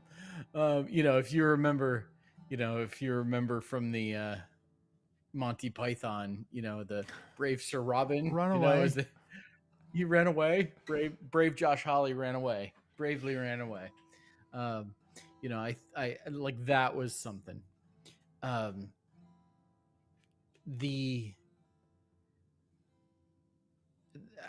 The outtakes were really something. Like hearing him say, Particularly- I don't want to say the election is over. That because the Right. rest of it, I think it was just him in whatever awkwardness he can't speak. Yes. But that one, But him saying, preserving- I can't say elections, that's just permanent. Yeah. Him saying that he refused to say that the election was over was just really something. And I think, there's there is the, there was the shot at Rudy Giuliani, Mm-hmm. just not even acknowledging what had taken place and Yeah. continuing forward like, oh no, we're going to keep pressing. Yeah, like that night. Like, hey, we still don't want you to certify this. Like, don't get distracted by the attack on the Capitol. Yeah. We just need you to stick to the plan. Yeah. And then that Bannon thing I thought was really powerful too, that Steve Bannon was saying days before, here's what's going to happen. We have a plan here. And that was so much out in the media because the media was even saying, look, here's how it happens. We're going to see more Republican votes because people voted them and the way they count. And it was all known. It was all known business. So even though I was freaking out on election night because I thought things looked really bad in certain places. Yeah, I remember that. My son was with you on election night in Washington, D.C. and called me. And I think he was freaking out a little bit because you were freaking out. And I had to talk him off the ledge and say, hey, it's going to be okay. Yeah, I did not believe it was going to be okay. Because in my mind, it was like, if this isn't a blowout, then this country is. And still, we need to look at this country and ask But it ourselves was how a Donald Trump blowout. got 75 million. How we got 75 million votes. Yeah, for sure. Yeah, it For was. sure. I mean, it was a a comfortable election win. blowout. Yeah, and it was. But each of those states were really close. Like by the time you got all the electoral college in, but it was closer in Michigan and Pennsylvania and Wisconsin than it should have been. For sure. Which is still a thing, right? That you just got to keep asking ourselves, how in the world? Yeah. I think in the optics of this, analyzing that, 45 minutes too long. Like this could have been done in 2 hours. Like it just, this particular hearing felt like it was too long. Yeah, I didn't think they needed the two witnesses on that second part. I mean, maybe they just wanted to be flanked by them. And it was interesting to hear Liz Cheney basically put out, the witnesses we chose to show you are the ones who are Republicans who say this was wrong. Like, they were very clear about the presentation to whom they wanted to have this focused. And it wasn't, me and you. Like I didn't need to hear from another Trump voter telling me why now they've had their awakening. You know, I'm not saying people shouldn't vote for the guy again, but if you do, you might want to just put that out publicly that you apologize for that and you've thought this through, and like others, you want people to come to their senses. Yep. Well, listen, how are you going to pass the time now as we wait for the next season to come out? Learn to play the guitar. Do you know yesterday? Sounds pretty though, doesn't it? No, I don't. All those Beatles songs are far more complicated than I can play. Listen, can't play any listen. Now that the January 6th season 1 of the January 6th Commission is over, I think we can both wholeheartedly recommend for anyone that hasn't seen the Beatles documentary. Oh, please, all of you, please go. Amazing. It's amazing. Please go It's watch it. Mind-bogglingly amazing. Yes. Working on my F chord because I want to be able to, stick with Adam Kissinger when he chose to say "fuck" on the during the congressional hearing. Listen, this has been fun, but I'm done. Oh, you're gonna retire? Yeah, I'm gonna retire. Got the stamina of a Republican. Okay. Gonna retire to the dining room. Yeah. All right, everybody. Thanks for sticking with us. Look, I think saying it's the ninth one is worthwhile. We're now at 3 hours. This is a 3-hour stream. But Liz Cheney saying we'll see you in September. Look, here's what I think. I think there's going to be some real conversations over the next 6 weeks. Yep. With Mike Pence to say, do you want to put a nail in this coffin? Yep. Because if you come out and you say it was a dereliction of duty. Yep. 5 times. Give us that 6th, Mike. If they get Mike Pence either to be in a deposition, I don't think they're going to get him to sit in front of the committee. I think that would be bad optics for him. But in a deposition, that would really be something. that puts a knee on the what's the touchdown thing when you touch back? That's a touchback. That just calls it right there. That's it. It's just over for Trump. Like, if Mike Pence comes out and says, "Yes, I believed my life was in jeopardy," Season 2 feature Mike Pence? That's the question. And will he tell the truth? Yeah. Or even Mark Short. Mark Short, I think, didn't say everything he has to say. These guys still hedged. They just hedge. All right. Well, we'll see you later. Good night, Rob. Good night, everybody. See you yesterday.